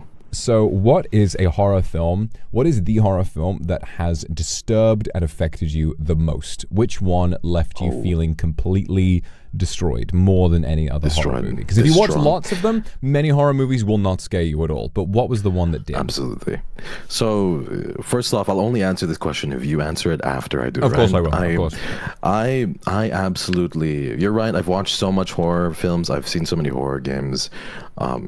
Because I've gone through a lot of traumatizing things in real life. I just feel the most comfortable watching these things because I feel like when I watch horror films, it reflects what I'm feeling inside on screen. You know what I mean? So I'm like, wow, okay. That sounds emo and edgy as fuck, but it's kind of true. And for me, the film that absolutely rended me from the inside out, it tore me a new asshole. It basically went in through my mouth and exited my asshole and made a bigger crater. Was the movie Exorcist from 1960 something, 1973. 1973, yeah, that was it. Yes, Linda Blair. Exorcist 1970, because I watched it when I was 12 years old, so that really fucked with my mental personally. Man, that would have fucked with mine if I watched that when I was 12 years old. I mean, movies hadn't even been invented when I was 12 years old, but Jesus, that would be that would be messed up. Tell me a little bit about why The Exorcist. Was it just because that imagery was crazy and you were 12 that it affected you? Oh yeah, because it was that. It was also because I was a church boy as well. I was an altar boy. So being an altar boy and being in church very often and being an usher, I've played all the positions. I say played the positions like I'm fucking playing Overwatch here. But Jesus watching over me, looking at my elo, being like, "You're fucking bronze, disgusting." But no. It's because I played. I'm not played, but I was. I had many different positions in church, and I was not missionary, but I would be. I keep fucking up. Well, I was an altar boy. I was the one who ushered people onto their seats. I went up on stage as well and read Bible verses. So because of that, and even now, I still have a very strong connection to kind of, by those kinds of Christianity and having my family kind of also be around that and then watching The Exorcist, and my mother was the one who told me, please, if there's any movie that I don't want you to watch, it's The Exorcist. Just watch anything else but The Exorcist. You can watch The Grudge, you can watch Ju-on, you can watch The Ring, you can go ahead and watch Wax House, you can go ahead and watch, just please do not touch this. But my sister told me, you know what, we're going to watch it, because she was just a fucking rebel. So we did, and I was 12 years old, and the imagery in that movie tore me a new asshole. I currently have, if you strip me naked and look behind me, I look at my behind, I have 2 assholes because I was just possessed one day. Goddamn. They never know what you're going through. You're judging this man for what he's dealing with, but you don't know he has 2 assholes. I have 2 anuses. That is fair. It's crazy. I recall when The Exorcist came out, it had such a crazy release, and it had such a crazy kind of place within culture, as a lot of horror has, and the main thing I remember was actual preachers being stood outside the doors of the film warning people, do not see this film, this is the work of the devil. And I'm like, Rosemary wouldn't have made that. But it's still mad like how much that has affected people, and also to look back at how dated it is by today's standards, because those effects, like, they're crazy, but also it's funny that we look at it, it's like horror movies today, like they do a lot way more crazy stuff, but this, like how Jaws terrified people so much, but then with Jaws nowadays, Jaws is funny, like, you watch Jaws, it's like there's one jump scare in that movie that works, and the shark isn't even in it, it's like the body. That was funny. Jaws is so cool. Practical effects in Jaws were so amazing as well. You know what I mean? Man, back in the day, the practical effects. I want to make a film. That's my dream one day, buddy. One day we link up and we make a film together. Oh, that would actually go so crazy. You know what? I would act in any role. If you want me to be the janitor sweeping shit up from the floor, I would do that. If there's a scene where you need somebody to... I got it, buddy. I will bear that in mind because, I mean, it is so much fun when you've got so much in your head that you want to get out, making films. There's something brilliant about when it all comes together. It is like, what I would say is that it's the most, literally, like the preparation for it, so much fun. the shooting of it, so much fun. But it's that moment right in between the preparation and the shooting when you need everything to come together right at that moment and you don't know if it will. That is the most stress that I have ever felt in my entire life. Not knowing what's about to happen, you know, making your way to set on the morning, wondering, is this actually gonna work? Like, literally, I have never wanted to just run away and start my life over again, like in a cave, than I have when working on like either of the two films I've made, just wondering if it's gonna work. But when it does come together, it's a beautiful thing, and I think you would be great at it. You know, given like your artistic vision, I think you would do so well.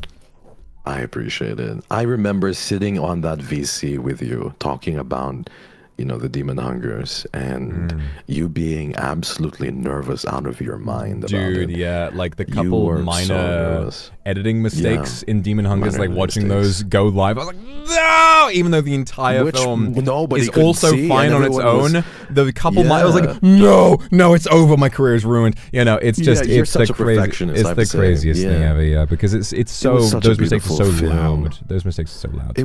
It was so beautiful, bro, and the amount of time you spent and the amount of like money you spent to be able to bring your artistic vision to life like that. I was inspired that whole fucking like that whole month. I was like, damn, I want to do it like this one day. This is crazy. Like, you set the bar. All of those tweets that were people were saying like Vox set the bar. I was like, damn, he really did though. This is crazy. Yeah, and I want to keep trying. I want to keep trying. For me, I feel like the big difference maker when it comes not just to like setting the bar in terms of quality, but also getting more people to identify with that kind of thing is that it's so different. And I think that one of the only reasons why it hasn't like truly taken off in terms of like popularity is, I would say, it's like the visual element, because like the still artwork, it's beautiful artwork, but like it's not going to convince anyone to watch it overnight. And I feel like if we ever had the budget to make something bigger than that, you know, something that's genuinely animated like that, I think we would be able to do something really incredible.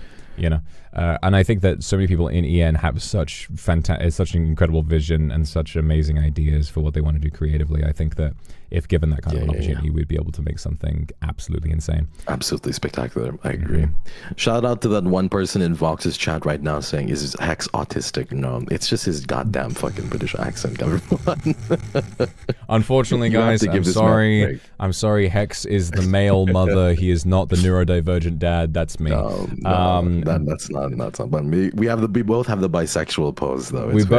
That's true. We both have the bisexual pose. I'm the neurodivergent dad. He's the male mom. Yeah, I'm gonna miss you, buddy, because nobody, like, who else has this bisexual pose? I don't know, man. I've had my arms together for years now. This is how I keep it moving. And I've got that. The funniest thing is I've got that white suit, red shirt combo. So whenever I see that tweet with the one suit combo, it's like it's a dog whistle for so many different communities. You've got Kiryu from Yakuza. You've got Scarface. You've got the bear that's been wearing it recently. You've got that one anime character who wears it. You've got, who else is it? Fucking Gus Fring from Far Cry 6. Everybody wears this color combo. And then I'm sitting in the back like, hey, you guys have forgotten about me. And it's like, yeah, it's just crazy. But yeah, my horror movie that affected me the most was like, go back to that. When it comes to, I spent a lot of my life like afraid to watch horror movies because I was like, I value my sleep. I don't want to watch a film that is going to keep me up at night, because if I watch a film that keeps me up at night, I'm just gonna be miserable. And I was like, I developed a fear of watching horror movies, not of the horror movies themselves, but I was just scared of what am I gonna feel when I watch this. But then after I got over that, a lot of the films that I watched, I was like, it's not that scary. But the film that did affect me the most was Skinamarink. I don't know if you've seen that yet. Yes. Talk your shit, man. Skinamarink. I went in very excited. I went in like, hey, it's kind of analog horror vibes. We've watched the Mandela catalog together. We've watched all of these different like I saw Hereditary. I was like, it's fine. It's scary, but it's like, I'm fine. Watched Midsummer. I was like, that was fun. That was a great film. Skinamarink, man, I think it was just the way that it was so immersive, and it immersed you in the perspective of children who, and no other film has done it like that, where you're always looking from down low at like a child's perspective, and you have to really sit there and concentrate, and by forcing yourself through the slow pace, you really get sucked into the film, and you get sucked into that world, and you really feel like you're as helpless as those children. And then it was like, Skinamarink was a film that felt so tense to me, to where so little is going on, and there's so much quiet, that a jump scare or some horrifying imagery could appear at literally any moment. And so I was tense, I was fine for the first like 35, 40 minutes. Then the first scary scene happened where the voice was like, "Come to the bedroom," or whatever it was, and then the little girl was in there, and the mom is sat on the bed, and it says, "Look under the bed," nothing there. Look under the bed again, nothing there, and then the mom is looking away. And from the rest of the entire film, I was so on edge. I needed to, like, I think about an hour in, it's almost a 2-hour film. About after the first hour of the film was over, I was doing a watch along. I was on stream when I saw this for the first time. I had to pause the film to take a break, to cry, because I was so scared. I was like, fully, this is the only film that has made me fully freak out while I was watching it. It's so immersive, and so many of these different scenes made me like just really empathize with that position. And that's what I found so fascinating about it, is that like it follows no horror tropes. It follows no set formula. It's completely its own, and made on such a micro budget as well. $25,000 as a budget for a film is nothing. That's nothing budget, and that's not even afford a camera sometimes. You know, the cameras that they shoot on, or like that's insane. That's insane, and it's very inspiring. But man, like that film is evil, and I have seen it since, and the second time I watched it, I was able to process it better. But I was just so stunned by what it was able to do the first go around, and that, you know, is a horror experience I'm definitely never going to forget. Yeah, it's a beautiful, beautiful film, and to be able to, like, it's just crazy, because the thought, like, even just the premise of it being like two children waking up at night. Imagine if you woke up and there were just no doors and no windows in your house. And no toilet either. That's just beautiful. That's fucked up too. But I would just shit on the, I have my own piss drawer and shit drawer. So that's not found the piss drawer. Exactly. Like that. Just the window. It's the fact that the windows and the doors disappearing. The funny thing about it is that as a kid, I think that would be kind of scary, but you'd also be like, you wouldn't really process how surreal and scary that is as a little kid, and it did portray that quite well. Whereas as an adult, it's almost like watching that happen. If I was in my house and then I was walking around and then the windows and doors completely disappeared, like it's not like they've just been removed and they're boarded up, it's like the wall is just there, I'd be like, I don't think I would ever feel more scared. And there's something about exploiting your fears and your rationale as an adult, and then forcing you into the body of a child, that is just so unreal and so scary. I just can't get it. It's so unreal, but it's such a beautiful, like, kind of, I don't know. I feel like if you did film, bro, you would absolutely kill it. You would kill it so hard, and I would watch whatever you put on, because I think, the fact that it was made on such a small budget forced, it's when you have a small budget like that where it forces you to be creative. You know what I mean? It forces you to really think out of the box.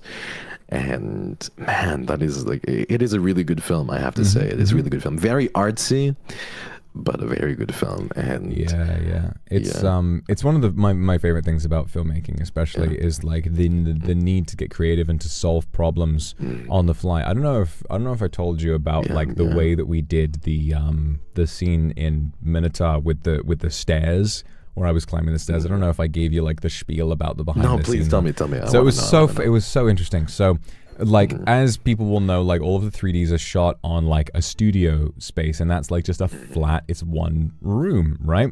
And I told Mane-san, I was like, I want to do this scene with stairs, and he was like, well, I don't know if we can really do that. And I was like, I wanted to be a nod to Perfect Blue, like, let's give it a try. And he was like, okay. And then the 3D director came in and explained the idea, and they were like, okay, yeah, we can try that. And I watch in awe as they immediately come out with like these wooden boxes and weights and tape, and like in minutes they have constructed a staircase in the middle of the studio, and it's like, and they've put like safety mats around it and everything. And then what they would do is, like, based on the background, they would position me at the bottom of the stairs in the set. And then I would walk up, because they could only do 4 stairs, but there's like 10 in the scene. So I would walk up 4 stairs, cut, move the camera to the other side, I walk back down the stairs, begin the take again, and I walk up to the top of those stairs again. And so then by stringing those 2 takes together, it looks like I'm climbing up almost the correct amount of stairs, and it flies together completely perfectly. So just by having some boxes and tape, we were able to take a completely flat, empty room and turn it into the exact set that we needed. And I was just so excited the entire time. And that's why I think that you know, Niji, at least for me, is the perfect place to be, because they embrace the creativity of everybody, and they really encourage us to do everything that we can. And I had such a wonderful time, like, getting around to that and getting to express my creativity so much. And that, you know, because any other, I think, sort of corporation might have said, listen, that's going to take a lot of extra time. We don't really need to do that, do we? And I would have been like, no, it's okay. But their first instinct was, how can we make this guy's idea work? And that was brilliant. So and they constructed that, and you added a whole different dimension too with the stairs. That's really interesting. I didn't know that that's what happened. What it's making me think though, right, is like, if you, obviously, I don't mean to make you feel regret, because I know you're going to have a wonderful time. That is also one of the things I want to do 3D. If you had the opportunity to do a 3D debut, I can only imagine that you would want to do something kind of horror-esque, right? Given you're leaning into that. I'm curious, if you had stayed, can you think of an idea of something that you would have wanted to do for your 3D if you had the opportunity? I would have wanted to do something Mandela Catalog-esque. You know how when they do these IRL scenes in Mandela Catalog where they do these, like, I wanted to do that. Maybe a whole black and white kind of ordeal of just maybe like horror, or like a very like found footage almost kind of thing. I had an idea for wanting to do like a found footage horror thing for on my own for the longest time, and I wanted to do one in regards to the rapture. So the rapture is like a Christian, of course, kind of, and I wanted to do something like that. And there would be color. Sorry, I cut out there and rejoined Discord. You might silent for a second. Could you re-explain that for a second? I'm sorry. No. Of course. I thought you were just making monkey sounds. I was like, holy shit, he's really hyped about this shit. I am. No, go on, please. I'm selling the idea. I might just, you might just be a backer here or something. I could reach into his wallet. Get that Kickstarter. Go that Indiegogo going. Yeah. No. I was just saying, like, literally I wanted to do something with a rapture scene, and it would be like a very vivid, happy kind of moment at the beginning, like a shot. And then after a while, I would start being like, oh, because I didn't want to have anyone in my 3D. I wanted it to be like a solo kind of ordeal where I was like, okay, shit. How would I do this solo? So I was thinking, we could do something rapture-esque where I would, kind of wake up excited to do 3D. It would be almost breaking the fourth wall, like, hi, I'm Hex Haywire and I'm ready to do 3D. And then there would just be no one. Like, it would just be empty. Like, it would just be clothes on the floor. It would be like Rosemi's clothes or Scarl's clothes or, your clothes or somebody from XLA, and there would just be no one. And I would kind of have a whole sequence where I was going through a city and figuring out what the fuck was happening, and it would be dystopian, something like that. That's what I wanted to do. I definitely understand it. No, that is a horrifying situation for you, because it implies that everyone's having an orgy and you're not invited. Yeah, exactly. That's what it implies. And everyone else is a Christian as well. Right. So, everyone else went to heaven and you didn't. Whap. I didn't. But like that's a really interesting concept. Yeah. Like, I like the idea of how that does is it takes the established formula of 3D debuts, where there's a clear thing of, most people will do the call-ins and they'll have like some kind of a mini game and they'll do this, and you take those ideas and then apply your own horror spin to it. I think that would have been a really, really cool idea, and it's not too late. You never know what you might be able to achieve later on. with because obviously, you know, if you manage to get your own 3D technology going, I'm sure you'd be able to do something really, really cool. Yeah, buddy. You know, I'll definitely have like a nod to you somewhere. I'll like put like a Demon Hungers poster. That'd be pretty sick. That'd be pretty sick. You know what I mean? Yeah. It'd be really cool. That's why. But although that's why I said like Rapture-esque, where maybe I'd do it some way different, where it would just be, you know, something to denote a little bit how alone I felt and how just lonely and like fucked up everything was. I don't know. Maybe the color would start to fade too midway through, or like through the film, where it would start very vibrant and colorful, and then would fade to something more black and white. And, you know, I wonder if you could. I wonder if you could take something very meta about VTubers as a concept and make it scary. You know, like the concept of Mandela Catalog is the alternates, and how there's like a demonic version of you that has taken your place and is walking around, you know, in your skin or whatever it is. Maybe in terms of what we've got, you know, maybe it's like you look at these kind of somewhat human but not really human people that you interact with through the screen. Why is it that you get so attached to these people? Why is it that you get sucked into these people? Well, maybe it's because there's something fucked up about them that you don't know. Maybe it's because the more that you watch it, the more that your life starts to sink into it, and they are powered up, or sort of, you know, live longer based on how much they can steal from you. I don't know, something like that. You know, there's always something that you can play with to make it meta and involving for the viewers. But you've got some really interesting ideas. I know that you're going to make something like horrifying that's really interesting in the future. I would love to kind of to see what you've got to offer in that way. Oh man, I appreciate that. Yeah, and if it doesn't work out, people don't find it scary, I'll just, you know, strip naked and show them my double anuses, and that should be completely fine too. That's you know what I mean? That's also a good way of getting a load of people, load of eyes on your content. 100%. Yeah, you know what I mean? I just feel like there's always the backup plan, and it's the backup plan, which is literally behind me. If I back it up. Okay, we've actually got some interesting questions from the viewers on hashtag UTTQNA. So if anyone wants to ask questions, feel free to leave them under that hashtag. So I'm going to go ahead and ask you some questions from here right now. Please. I have an interesting one. Let me just quickly see if I can find it right now. Okay, so this is for both of us. What is the last meal that you cooked for yourself? Ooh, I think the last meal that I cooked for myself was, oh man, I'm trying to figure out if it was cacio e pepe, which is like, I think it's Italian. It's basically cheese and pepper, very, very easy. It's a specific type of cheese though. It's pecorino romano and pepper. Yeah, so it's just pecorino romano, and it's I forgot another type of cheese, but it was those two. And pepper, or I don't remember if it was that, or if it was some sort of like egg toast that I made. Like I would cut out like a circular bin of the toast. I'd crack an egg in between. Like I'd get a glass. I'd kind of take out a circular part of the toast, and then I'd put the egg. I'd crack an egg in between in the toast, like in the circular crater of the toast, and then I'd put pepper and salt, and that was like my midnight snack. So I don't know. I don't know if it was. My memory's hazy. That's interesting. How about you? That does sound really good.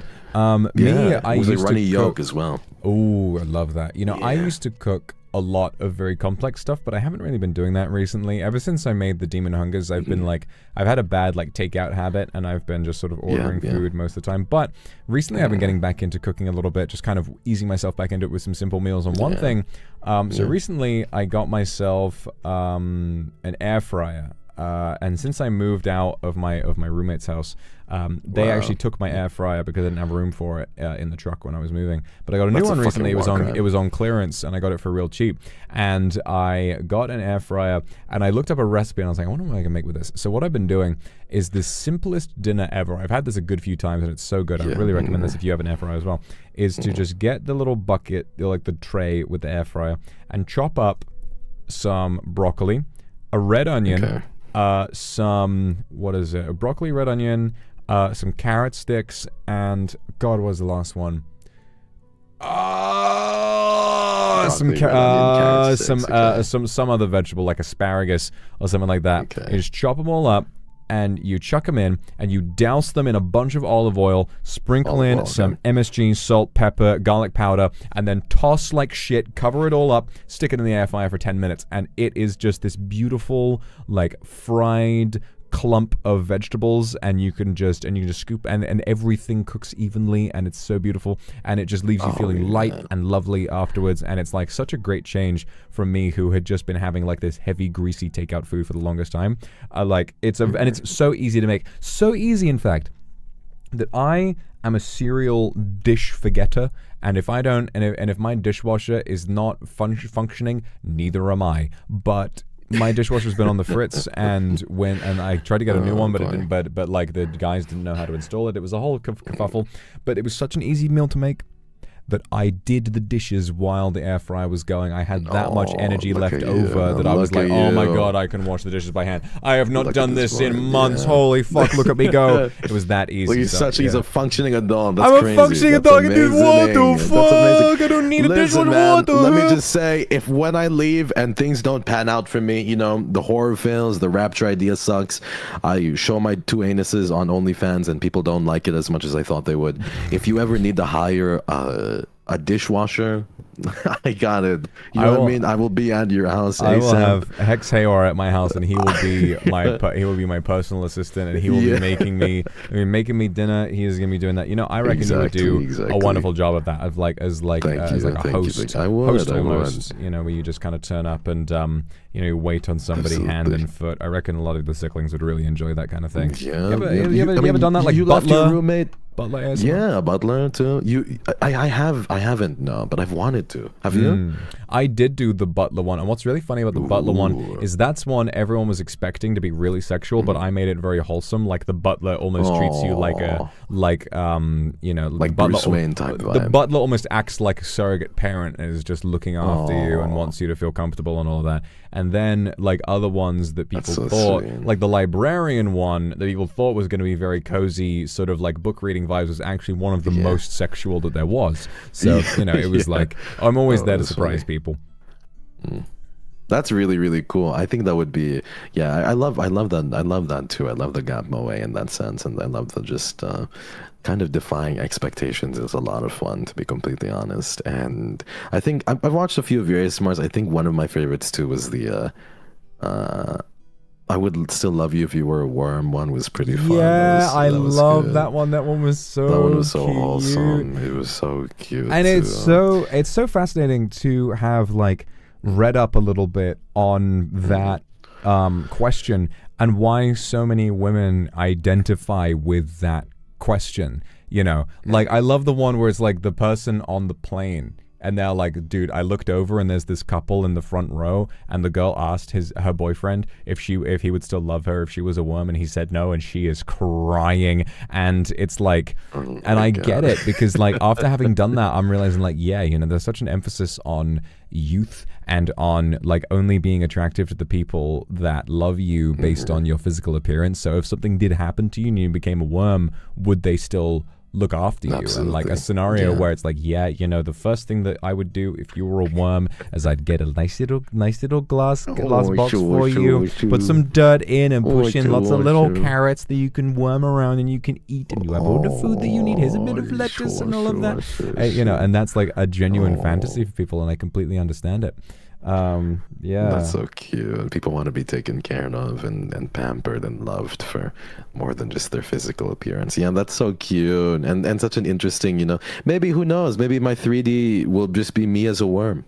And that would be so sick. That would be so sick. I would love that. I mean? So avant-garde. Like I would really go for that, honestly. I would just be in like a skin suit, like a flesh-colored skin suit, and I would be literally crawling for like 3 hours nonstop. The Hex Haywire human centipede. Yeah. I would love to see that. Yeah. Because what you do then is you put you role swap. You put the viewers in your perspective and you force them to reckon with that idea. You're like, hey, I've been making this content for you for all these years. I've been doing all this for you. Now it's your turn to look after me. What would you do? Yours. What would you do if I was a worm? What if I wasn't Hexawire anymore? What would you do? And then you really put the sickling's love to the test. That would be a very avant-garde thing to do. That's a real horror movie. Right. And it would just literally be me shitting in the worm suit, me eating in the worm suit, me crying. Like, I would spend 24 hours Kai Cenat type beat, where I was just in the worm suit, shitting in it, pissing in it. So funny. Just to put everyone's love to the test and make sure that they really... Him doing these marathon streams with like, these like Bloodborne or whatever it is, where it makes sense, and you being like, no, worm marathon stream. I will be living as a worm for like 48 hours, and it's gonna be crazy. Yeah. That's a brilliant idea, honestly. Yeah. Don't steal it now. I know you're bereft of ideas, but don't you dare steal it, man. I mean, just give me. I don't like that laugh. No, I would never. No, there's a really interesting question. Yeah. There's a really interesting question. Question here. From where is it? From Hitomi Sadistic Pie asked on Twitter, if you could rewrite each other's debut line, what would it be? And my immediate thought about this is, I don't know how anyone could change Hex's debut line. It might be one of the most... I remember I did the debut line... it is. I put it on like the debut line tier list as like iconic cringe, because it's exactly that. Like, yes, it's cringe, but it's so you. You owned that from literally moment one. You were like, this is who I am. This is who I'm gonna be. Yeah. I am that fucking guy. And it, like, it cemented itself immediately. You know, like some other people in Niji, I was like, who had perfectly good debut lines, but I had to like remind myself, I had to Google it, like, I want to remind me what this person said for their debut line. Whereas Hex, everybody knows right from the beginning, and there's something really valuable in that. I don't know if I could rewrite yours. I don't know if I could. Oh man, I appreciate it. I think it's also just because I low-key was sick during the making of it. I had like I think I had COVID, honestly, but now that I look on it, I wouldn't change it, because I like it when people make jokes, and even when it's at the expense of myself, I think it's really funny. I think it's really funny. I really enjoy it. I like it when people make fun of me when I'm sick. Obviously, there's like the only sin to me is when somebody makes a joke and it's not funny. Like when they use me, I'm like, if you're gonna make fun of me, I want it to be funny. Go at it, and it's kind of the same with you. I think yours is very much a classic, like yours is a classic, very inoffensive. But if I would rewrite your debut line, I don't know if I could think of anything on the spot. Do you have something on the spot that you would have changed it to, maybe? God, I don't know. I had a few ideas, but the other ones, the Speak of the Devil was actually Ike's idea. He came up with that. And all the other ones I had was like some really sort of like specific stuff. It was like you've only got one life, why don't you give it to me, or some stuff like that. And I feel like that would have been very much like I Promise I Won't Let You Go, Baby, coded, kind of the same sort of genre. And I'm honestly glad I went with Speak of the Devil, because it's like, kind of a pun. It's a little bit more kind of catchy or whatever it is. But I like what I wound up coming up with. But if I did have to rewrite yours, Jesus, I don't even know. What else could you possibly have said? Like, what universe would be living in if you... Maybe I could have said your line, like, you only have one life.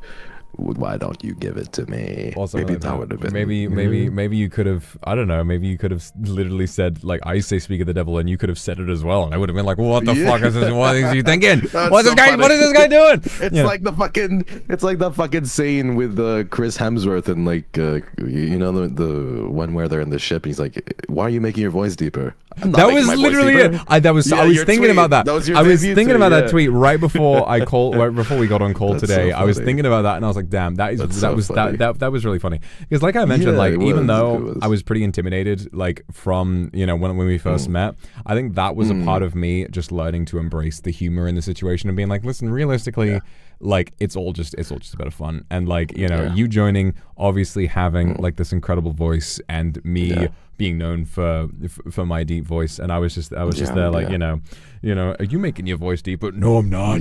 No. This is my voice. I thought that was pretty funny. I genuinely don't know what I would do for yours, because like I feel like yours definitely has like so much history. Yours is too, man. Yours is too perfect. Oh man, thank you. It's hard to like think of anything, because it's just so you, and the way that you delivered it was so you as well. where it was just very charismatic. You can tell there was like so much charisma dripping off of the delivery off that. That's interesting. You know, we were all we were different people before debut and after. Like, you know, we changed as people so much. And you go in with such different expectations, such a different level of confidence, and it's fascinating to look back and wonder like what kind of a person I was. You know? Yeah. It's crazy. And like, I think you and I have both grown so much as both individuals and in group dynamics where we both were kind of like, you know, I have to say, like, I was also insecure because it was big shoes. Like, everyone kept saying, oh, this guy has a deep voice, so he's just like Vlox. But for me, I was just like, I don't think I could ever fill those shoes. Like, we're such intrinsically, we have so many similarities, but we're also intrinsically different at the same time.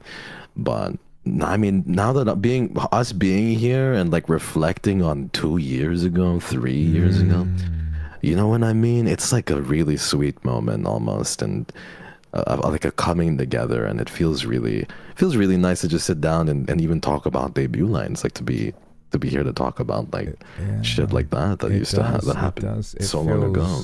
It feels good. It feels like something that probably should have happened a long time ago. But I'm always glad that this is happening now because you know it's the end of one journey for you, and now we can really kind of, with all of the expectations off, we can really sort of like sit down as friends, and sit down as friends, and just kind of really appreciate what happened, you know, over the past year or so. And it's nice to do. It's really nice to do, I think. Yeah.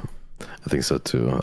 If I, like, just to go back on that as well, as like, if I were to rewrite your debut line, I would really want you to like straight up rip off something from FNAF. Like, literally just I Always Come Back would have been so funny. Because I literally do. That was the whole story that I told right when I debuted, was like, you know, I died or almost died, but then now come back. It's like, I always come back. If I said it like that, that would have been so sick. That would have been so sick. If there ever came a day where, I mean, I've always thought that if I was someday to graduate, I would probably like, that would be me done with the internet, and I would want to move on to something else in life. But if I did come back, and if I did come back looking different, sounding different, I would say, I always come back. And that would so funny. That would be so funny, dude. Oh my god. I will be in your chat going horror, horror, horror, horror, horror, horror, horror. I'll be like, well, don't call me that.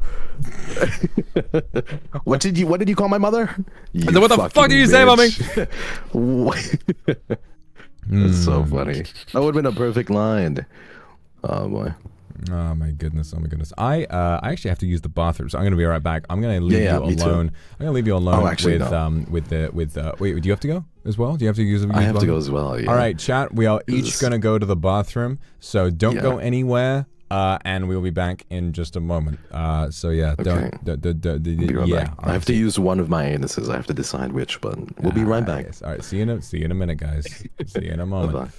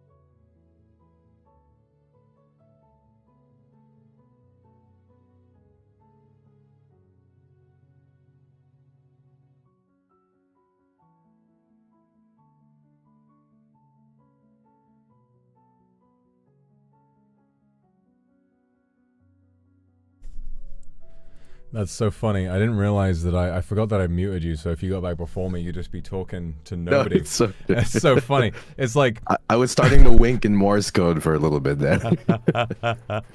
Oh my god, that would have taken you ages. Yeah. I'm sorry that I froze just staring headlong into your pants. That's kind of inappropriate of me. No, it's okay. I have that effect on people. Don't worry. It's no, I know what that's like. It's crazy. God, yeah, but you see that video of the guy who like lost the high jump in the Olympics because his dick got caught on the. Oh, bro, I thought of you instantly. Don't worry. I thought of you instantly, dude. I was like, oh my god, I couldn't imagine it. Like. His cock and balls have a tendency to ruin everything. Yeah, exactly, just get in the way of everything. It's really more of a curse than a blessing, I think. Absolutely. Yeah. How was your piss? Did you end up washing your hands? I just freeballed it and I just said, you know what? I don't need to wash my hands. I'm not even aiming with my hands. Chat, are you hearing this? Are you hearing this? This man just went to piss and didn't wash his goddamn hands. I wash my hands every time. Even if my hands go nowhere near me, immediately, I'm like, the moment I don't wash my hands, I'm like, oh, wait a minute. No, you have to go back. You double back. I just have this weird feeling like there's some kind of curse on my hands. Like I've got less max health or something until I wash my hands. It's just something's wrong with me. Speaking of curses, I remember that was one of my favorite tweets of yours, where you're just like, hold on, kitten, Daddy unleashed the curse of the Pharaoh upon the land, something like that. Daddy has forgotten to return the slab, and the curse of the Pharaoh will be upon us all. Yeah, I think it was inspired. I saw this other tweet that was like, kitten, I have to be honest, the amulet has been driving Daddy insane, or some shit like that. You know, I don't know. I really enjoy humor like that. There's just so many good tweets like that. Me too. I remember when Discord went down and I did something like that too. Yeah, I hate that. I hate harm. Yeah, that one, that's really unfortunate because there were just so many funny ones. You know what I mean? Like whenever I would watch, like especially like when I would see like football memes or anything, or football stuff happening, there would be lots of funny people and funny comments from like the English. It would be from so the funny. English. From the fucking English specifically, that one specific the demographic. From simply bastards. The British people. From those bastards in red, white, and blue. They would say. I don't know if there's a meme. There was like, let's fucking go England. I don't know if you know that one. It's so brilliant. It's beautiful. Come on, England. Score some fucking goals. And yeah, we're every time I see that. There I go again. Jesus, I didn't even know what happened on Discord. I was just there. I just went off. That was mental. It was literally the curse of the Pharaoh once again. I think it's also lagging your stream and making everything. The stream is going crazy. No, it's the same thing for me, man. YouTube's been shitting the proverbial bed so many times lately. That Neil, he's got to figure his shit out. You know, like trying to understand what's going on. I have no clue. He needs to like work on the. He needs to score some more fucking goals. England. Fucking goals. I've got an interesting question here. This is from Misty101 on Twitter. Wondering how loud you guys can scream with that deep voice. I'm very curious. I need to hear them, please. Thank you. So it's like, when I scream as loud as I can, it's difficult to maintain the deep voice. I've been getting better at it because of Elden Ring. Because Elden Ring the DLC has been causing me so much pain that I've been nailing this like insane like screech whenever I beat a boss. I've overcome with such a combination of anger and relief all at the same time. I don't know what to say, so I just go. And I feel like that's the loud I could go while I'm maintaining a deep voice. Because if I don't, I'm just like, and it doesn't really have the same. Yeah, same with me. I'm going to have to like not be able to do this though because my throat is super fucked up. So you should not push yourself. Don't worry about it. I'm not. Yeah, just this one thing. But hearing you and hearing your like that felt like a primal scream almost. It feels like it. You beat one of those bosses, it's like that was a fight for my life, you know? I play on keyboard and mouse, so whenever I beat a boss, I'm just like, holy shit. That is hard. Elden Ring, it feels harder on keyboard and mouse than it does otherwise. I beat Sekiro and Dark Souls 3 on keyboard and mouse, but Elden Ring is different, honestly. Elden Ring is really hard, yeah. But when you screamed like that just now, I felt like this feeling rise within my chest. I don't know if it was a boner or if it was like I don't know what it was, but I feel very primal right now. Me too. Maybe that was amazing. We're the lions, and we gotta go fight the Pokemon. You and I, chat. We have to go and join the army of lions to destroy the Pokemon. I fucking hate. We have to prove all those Pokemon fans wrong, bro. 800? That's fucking nothing. That shit's nothing. Like, the guys, you gotta ask a better question. I really like a trillion lions versus the sun, because you just have to consider... I remember, so the conversation I had with my roommates was basically, okay, first of all, how are the lions going to get to the sun? A trillion. Yeah. I love the initial question was like a trillion lions versus the sun, and everyone's like, well, I mean, it's the sun, right? I mean, someone said, I mean, that's a lot of lions. You know? Like, it's a true. There are 8 billion people on the planet. A trillion lions. That's a lot of lions. But I remember seeing a YouTube video where it's like the only way that lions will be able to defeat the sun is if there was enough of them to the point where if they collided with the sun, that they would like snuff it out. But a trillion lions in one giant ball of lions would be nowhere near the size of the sun, which is pretty crazy, honestly. Like if you made a giant lion ball and threw it into the sun made of a trillion lions, it would not be enough to snuff out the sun. Which is so sad. That's disappointing. Yeah, I know, right? That's fucking disappointing. I'm hurt. I know, right? And heartbroken. And then you got to consider like what motivation do the lions have to want to go to the sun in the first place? Like, you know, all they do is think about like gazelle or just having food like that. And then imagine they try to reach it by making like a ladder of lions. Okay. And one lion, they start stacking on top of each other. They start going towards the atmosphere. And then eventually, of course, because of the laws of space, they reach the atmosphere and the lions keep going up, and then eventually you would reach the lion event horizon, where eventually one lion would climb all the way to the top of the massive lion ladder trying to reach the sun, but they'd be far enough away from the surface of the earth that they would reach the top and the lion would just float away. Yeah, he would just start floating. And all the lions behind them would then simultaneously, because they're lions, they don't fucking know, they're going to reach the top and they are also going to float away. And eventually they're going to look up and be like, the lions, the lion tower is not getting any taller. Let's send up another tower of lions to check on the first one. And then that one would reach the same thing. They get to the same height, and then more of them float away. So if anything, we're just slowly releasing lions into the atmosphere. And I don't think that is good for the health of the atmosphere. You know, we need to stop these lions before this is too late. God fucking damn, I feel like that is a very strong argument that you're making. Sorry. It's just so brilliant, you know? I feel like I'm so disappointed though about the whole trillion lions is not enough to match the size of the sun ordeal. I feel like that's disappointing. And fuck the sun, frankly. I feel like that should be humanity's like final goal. It's to fuck the sun up. Yeah, I mean, it's the source of all life, and if the sun disappeared, we would all very quickly die, which is why we have to kill it. How many lions would it take to beat the sun? 10 to the power 35 lions. What is that? 10 to the...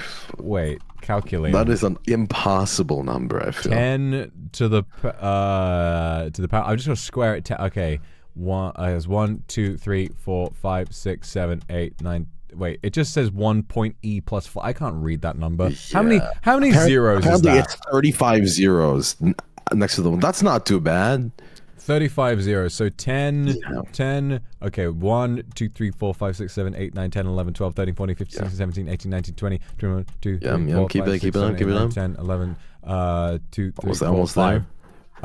Yes. So the Windows calculator doesn't register that number, unfortunately. It just it only goes up to like 1 quadrillion or whatever it is. So quite a lot of lions.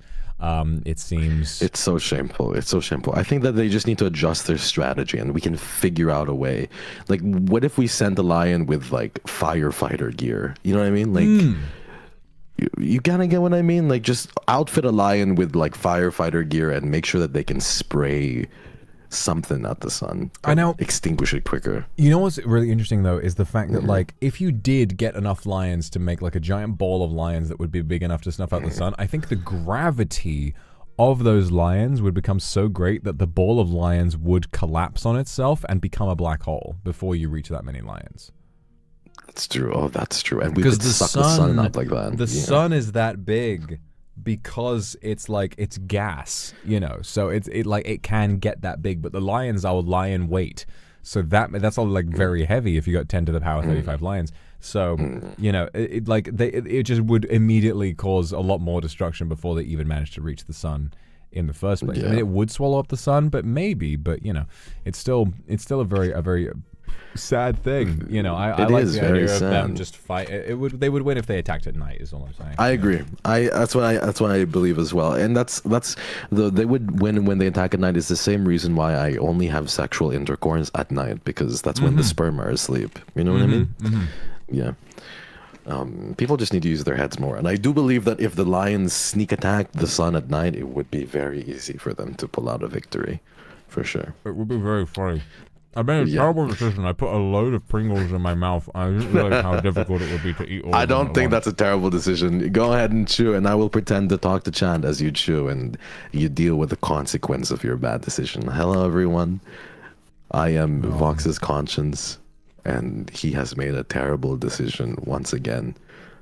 I sincerely apologize for the mistake that he has made, and we will try and do better moving forward. All right, we got it. Okay.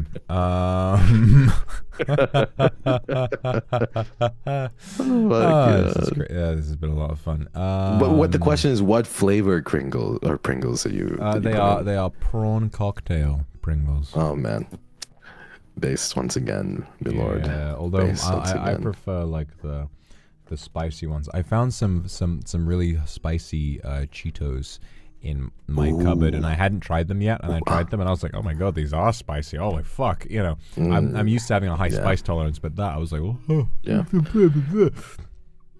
No, I feel you.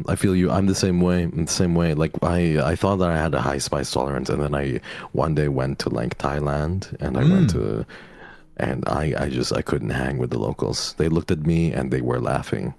they were laughing at me, and they they pointed fingers at me. They looked at me in shame, and I will never forget it. It is one of the canon moments in my life, and why I truly want to snuff the sun out, because I also want to kill the earth. One of those canon events. That's so funny. Yeah. You look back on that and you're like, I will be able to eat spice at some point in my life. So help me, God.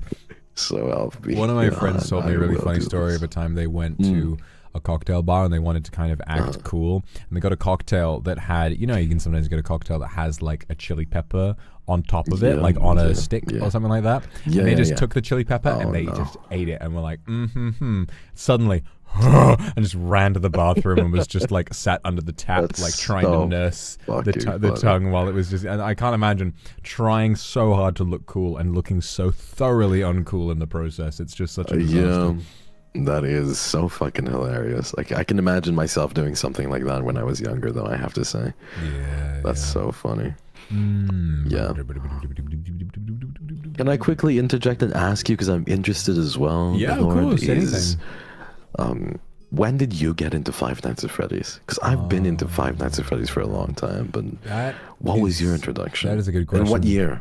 I remember I wasn't truly into it when it first came out, although I was kind of like interested in it. I remember from the beginning, my first real core memory of FNAF would be listening to the Living Tombstone song. After I was familiar with the game, I remember listening to the first Living Tombstone song and being like, okay, this is kind of cool. I didn't know the lore at the time, so I was like, this is kind of interesting. And then it hit the chorus. It's like, if after all we've only got 5 nights at Freddy. I remember getting goosebumps. I was like, holy fuck, that goes hard. And that affected me a lot. I never really got into the games too much. I was never very good at them. But then one day, I decided, fuck it, I'm gonna play FNAF as a joke, you know, and I just kind of booted it up, and I was like, it's FNAF, it's funny, why not? Why not play FNAF? And I started playing it, and I was like, la, la, la.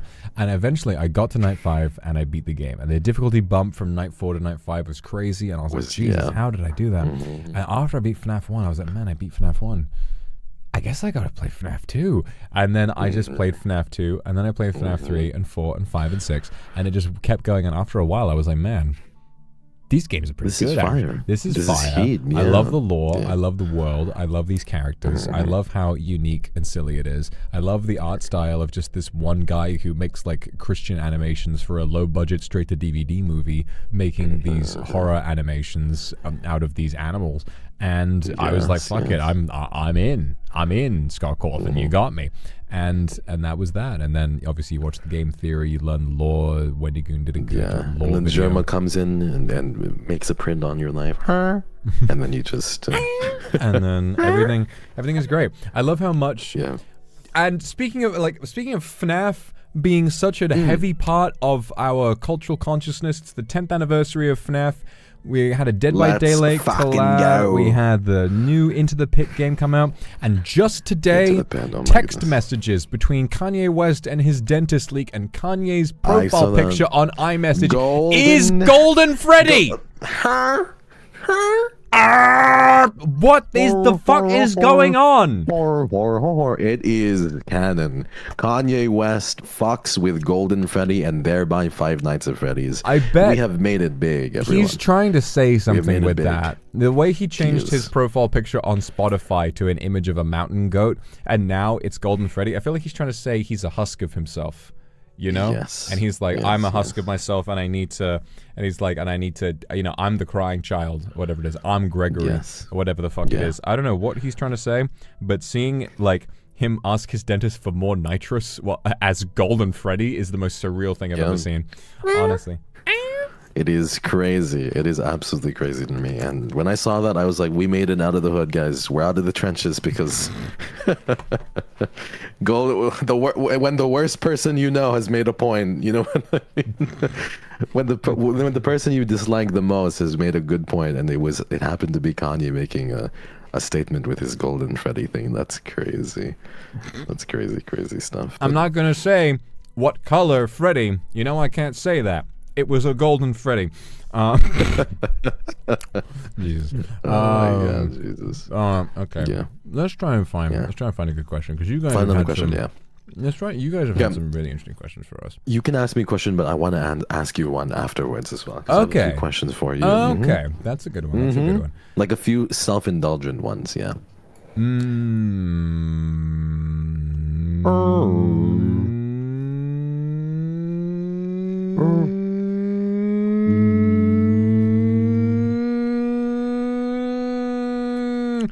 Sorry, that was my smoke alarm. THX. My house is burned down. THX. It's in the game. It's not in the game. It's not in the game. EA Sports. It's in the game. This man is thumbing through the millions of questions that you sent him. Why have you not sent him better ones? I'm trying to think of which one of these. Okay, this is a good one. So we are both interested in cooking. And we have a question from Key Diva, who has asked, both of you are good chefs, if you were in a cooking competition versus each other, what dish would you prepare? So if we're on MasterChef and we're making food and we want to progress to the finals, what would you make to try and outdo me? I can just imagine Gordon Ramsay going up to your table and you just having a fucking argument with him for like 3 hours. What are you doing? You donkey! And I'm like, this is art, Gordon. Are you too fucking cold, sir? Gordon, it's too cold. Yeah, this is how it's supposed to be, Gordon. You fucking stupid. And then we just get into a massive thing. You're just in the corner, like, I don't know. I'm just a fucking kerfuffle in the corner, and I'm just eating all the food when you guys get back, and there's no more food left for you to. MasterChef episode is called off. Oh my fucking God. And both of you get sent to them. I don't know. That's a good question. What do you feel like you cook well? Like, I guess that's the answer, right? Like, what do you feel like you cook well that could be like, this is gonna make Gordon Ramsay fucking shit his knickers. He's going to shit his fucking pants when he sees and when he tastes this food. I don't know, you know? Your British accent is fantastic. Thank you. So the food really that brought me into that kind of made me like, oh, I really like cooking was steak. I love cooking steak. And I remember once I made a steak for my dad, and my dad was like, dude, this is restaurant quality. This is crazy. And so, I reckon I would make something steak adjacent, something steak inspired, something like Wagyu beef kind of, something like that, where I'm able to sort of like dry age, like experimental dry age thing. I love watching those YouTube shorts where a guy is like, I just dry aged this steak in cheese wax. Max the meat guy. That's like, Max the meat guy. Yeah, where he's like, today we're eating steak that has grown fur. I saw this steak. Cooking low and slow. We're gonna sear this over applewood, low and slow. Oh my God! I would just find the strangest way of making a steak, and I would be like, fuck it, we're gonna try this, and I would make it like that and give it some good old like gastropub fries on the side, like oven fries, nice big flaky salt. You know what, it's that steak, and also give it a bring in some of my British expertise, pub foods. You got Yorkshire pudding, you got maybe some sort of like some sort of blood pudding, maybe you've got some stuff like that, just some quintessentially British stuff to kind of add dressing to the plate, but in the middle is a very interesting experimental steak. I think that would be good. And then on the side, I don't know, they have a pint or something like that. That's beautiful, man. That's beautiful. And that is crazy that you say this. Again, just another thing that I feel like we're just similarities upon similarities. But steak was the first food that I ever cooked as well. And my mom was the one that, I think it's just so easy to cook. It's so like 3 minutes on each side. You know, even for beginners, it's just like 3 minutes on each side. You know, you heat the pan up with high heats, put your oil in, you put your fucking slab of meat in, whatever slab of meat, could be fucking cheap, it could be expensive, and it's just easy, you know. It's a good first kind of thing to cook, and it's just meat, you know. It's like steak. We could do steak. I feel like that would be something that we would kind of like go back and forth with. I would find something to appeal to Chef Gordon Ramsay, something that wouldn't be too crazy. I would do a beef Wellington for him. Yeah, I go all fancy with it. You know what I mean? Ooh, I go all fancy with it. I'll go fancy with it. But at the same time, I feel like if you were experimenting, I'd want to do something experimental and avant-garde as well. So I don't know. There's lots of good stuff as well. Maybe some sort of like, you know, Japanese kind of European style infusion. That is always fun. I love fusion food. I love like taking the most surreal combination of food and getting, you know, like a mixture of it. You know, you get like Norwegian, Japanese, you get all of this kind of stuff going on. I reckon you would be able to do something really well with that, you know. And beef Wellington is interesting because that's a pretty tricky dish to get right. You know, there's a lot of steps to that, but I think you could do that pretty well. What would you have as a side dish for beef Wellington? You know, what would go well with like all of those protein and the carbs from the man, that's a good question. I don't really. What do you think would be a good side? For me, I always think that every dish is always, improved by the color green. The more green that you can add to a plate, the better it will look. So I would say, for me, the goated green vegetable is broccoli. I think that any sort of like tender stem broccoli, maybe with a little bit of flaky salt over it, or maybe asparagus that's nice, soft. You've got sort of some oil, maybe like a dip for that. I think would be really good. Like kind of like a balsamic vinegar dip might be really, really good with some sort of very floppy green vegetables like tender stem broccoli. What do they call it? Some people call it broccolini. Sorry, it's not a real thing to call it, but they say broccolinis. But tender stem broccoli or asparagus, I think would go pretty well with that. Maybe cauliflower as well. Maybe cauliflower. Yeah, something, maybe roasted vegetables, maybe some garlic mashed potatoes. Yeah, like you were saying, you were giving off some really good stuff. Like you're giving me ideas. Green beans. You know, honestly, Yorkshire pudding would go really well with the beef Wellington as well. I feel like on the side. You're making me hungry, buddy. You're making me hungry. I love a Yorkshire pudding. Yorkshire pudding is my Yorkshire pudding, mate. Or gotta get a roasty going.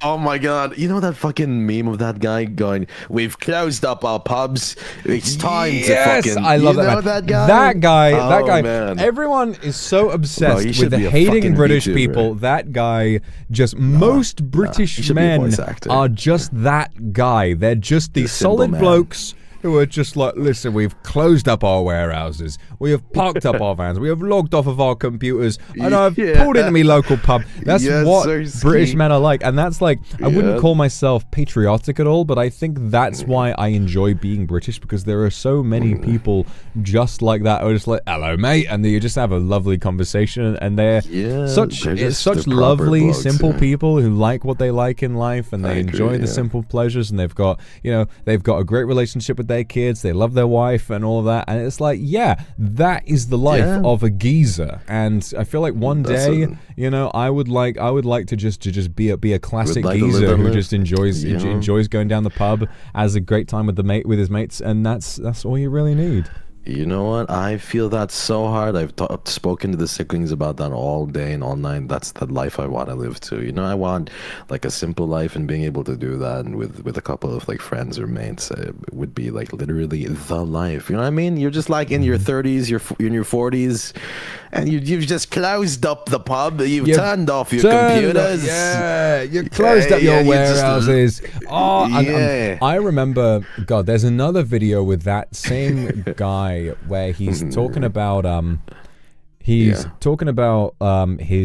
kids, and he's talking about how he likes to spoil his kids, and he's like, I spoil my daughter rotten. I don't get them too much stuff, but if my daughter says she wants if my son says he wants a PlayStation for Christmas, I've worked hard in life, I've done quite well. I think I'll get him something nice for Christmas.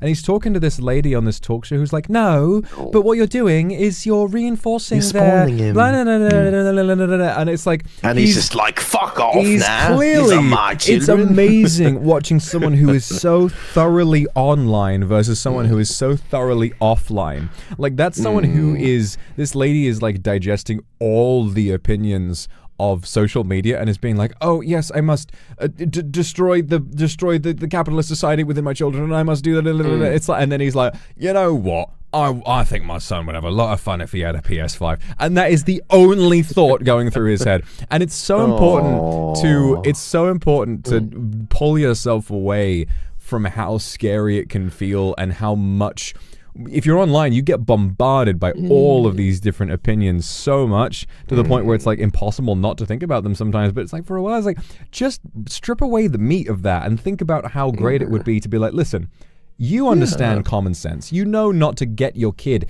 every single thing they ask for. Everything they want. But getting them a really nice Christmas present, if you can afford to do that, get them a really nice Christmas present. Your children deserve to be happy. Smiles. Yeah, I agree. Yeah. That's really good, and that's a sweet sentiment of that guy. I'm going to OGM now. In my next life, I'm going to subscribe to him and shill all of his content and show his Twitter, because he seems like a proper bloke, a proper gentleman. I feel like that's like a real geezer, like you said. You know what I mean? A proper geezer. That is a proper geezer. Hello. Let's fucking go, England. Let's go, mate. If you ever got a third outfit, it should be dressed up like that guy. You just got like the khaki shorts on, the little kind of like the puffy sleeveless jacket. You got a backwards cap on, and you've got like a little toggle where you're holding a British flag, and you just, I don't know. That's so funny. Dude, we need to support this man. That's this man becoming a British citizen. I will have another member of NIJISANJI who lives in the UK one day. I would love to. I'm stuck here by myself. I'm stuck here by myself, and it's a nightmare. And I'll have you know, like my sister lives in the UK. So I literally go to visit her every once in a while. I've been to London. And I've been in the UK a few times, buddy. So you know what I mean? If you want to get a pint, listen, if you are in the UK, I fully expect you should hit me up, because we will go and we will get a drink for real. I did not know that you had been to the UK a bunch of times. That's I've been like 3 times. Yeah. Oh man, I've been all around. Yeah, buddy. like if we ever, you know, if I'm ever there, and I think I'm coming, I might be there next year. I would love to. I'd love to grab a drink with you and maybe just chop it up over some drinks. You know, maybe, I don't know, give you some of my FNAF memorabilia. I only give that to proper mates, but I think you've got. You think I'm a proper mate? Oh my god! I think so. You know, I think you've reached that status. I've got another really interesting question for you. Speaking of FNAF, Okay. This is a really interesting one because I'm not even sure. What do you do in your spare time? What games do you play? Because I don't really believe that many people play horror games just in their spare time alone. In their spare time, you know. Like I feel like it's very much a great game, especially as a content creator. If you find a good horror game, it's like, all right, we've got to stream this. You know. Yep. Okay, so that's a good question, and I'll fire that back to you later. Although I do believe that you might say like From Software games. I think most people already know. I don't shut up about what I play in my spare time. Yeah. I talk about this to chat as well. When I have free time, what I like to play usually is, so I'm like very big into. It depends what I get like hyper fixated on, but I end up watching and playing like sometimes I play stuff like Stardew Valley, but a lot of the times I go from that. Like I will have like a phase where I'm into that, but I will get into stuff like From Software games. Like I guarantee this, like when I graduate on August 23, I will be taking an extended break, and during that time I'm just going to literally sleep and play the new Black Myth Wukong game because I finished the Elden Ring DLC. That is so I'm like sick. You know what I mean? I want to play that.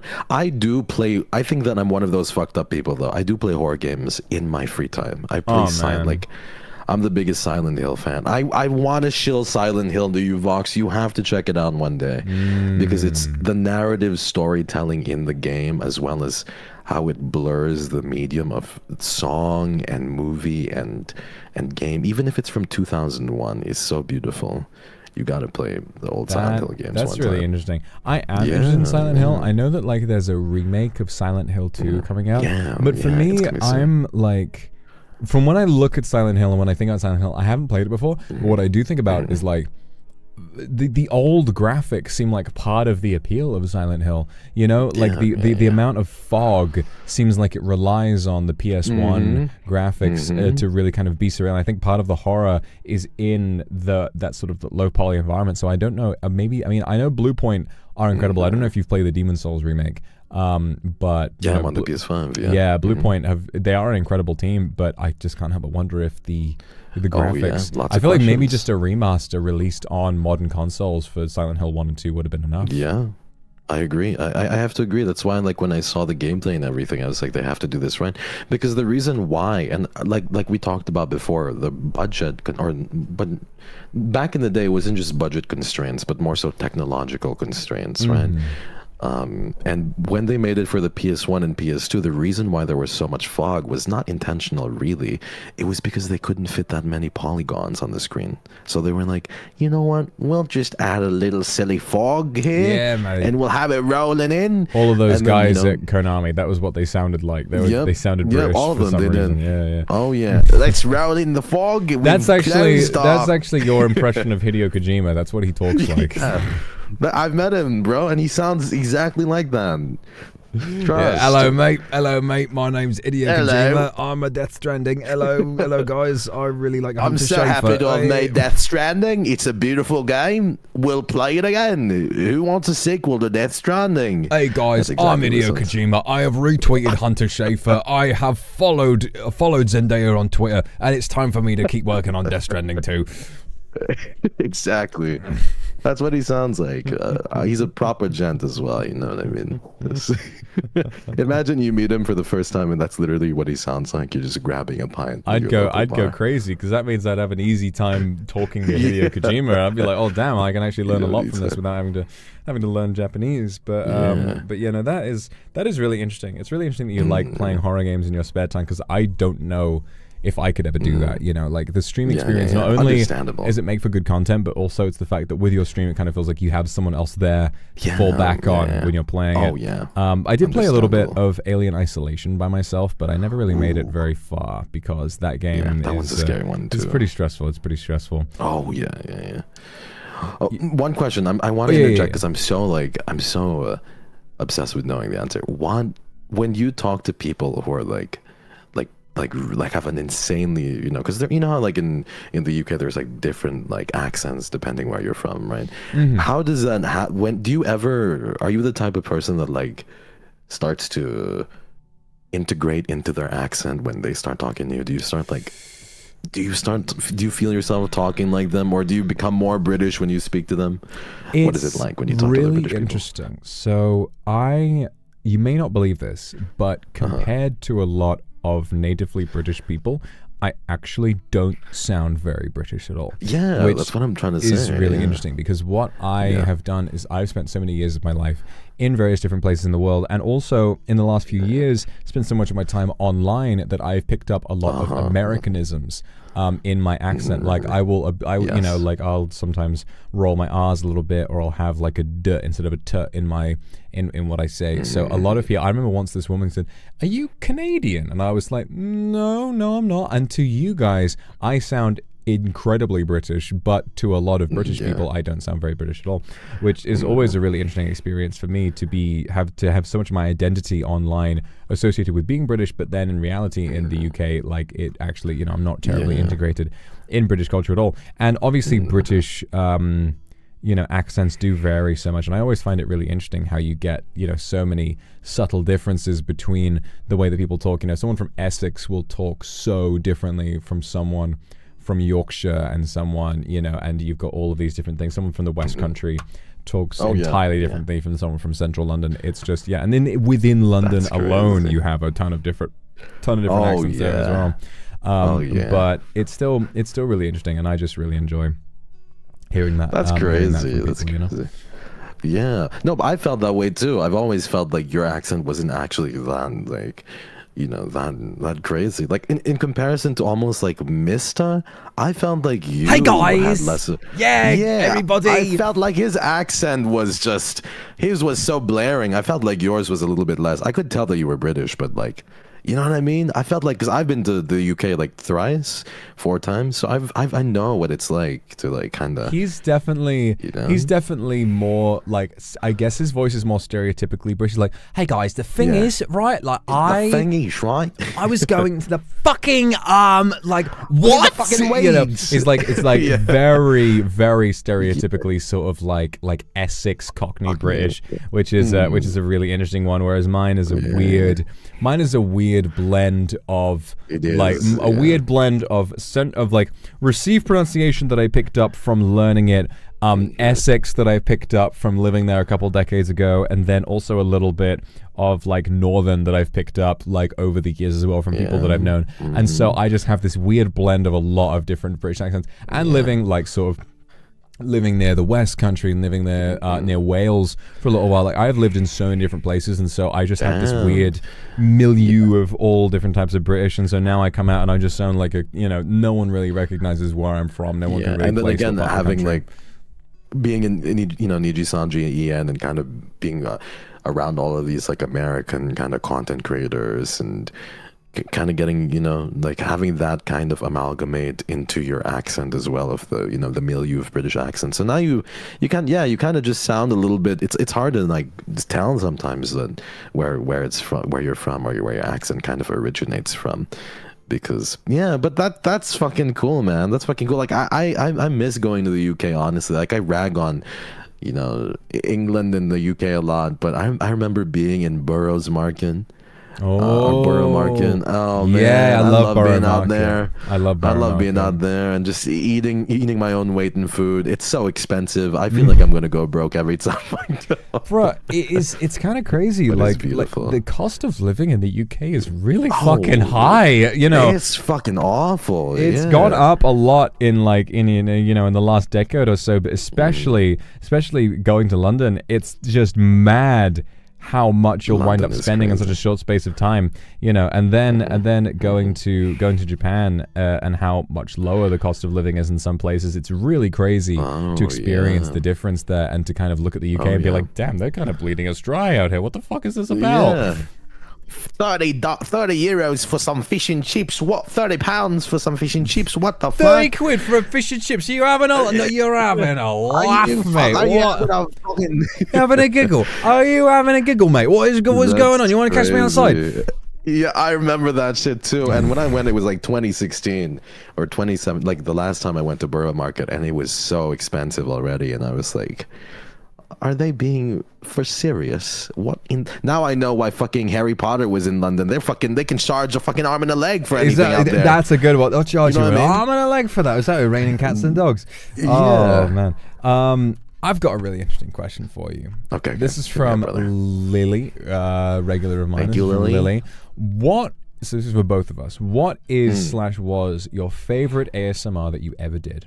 Personally, in your own view, what was your favorite one? You first. Okay, for me, my favorite ASMR that I've ever done is The Mad Scientist. Because that one was like, I just had an idea for that, and it's actually partly based on a story that I wrote like going on 10 years ago now. I wrote a story about like this girl who was, you know, a scientific experiment by this mad scientist who sort of who was like looking to heal a hole in his life, and she had no memories or whatever it was and was trapped in this huge house and had never left, and the moment she finds out the truth, you know, the cycle kind of resets.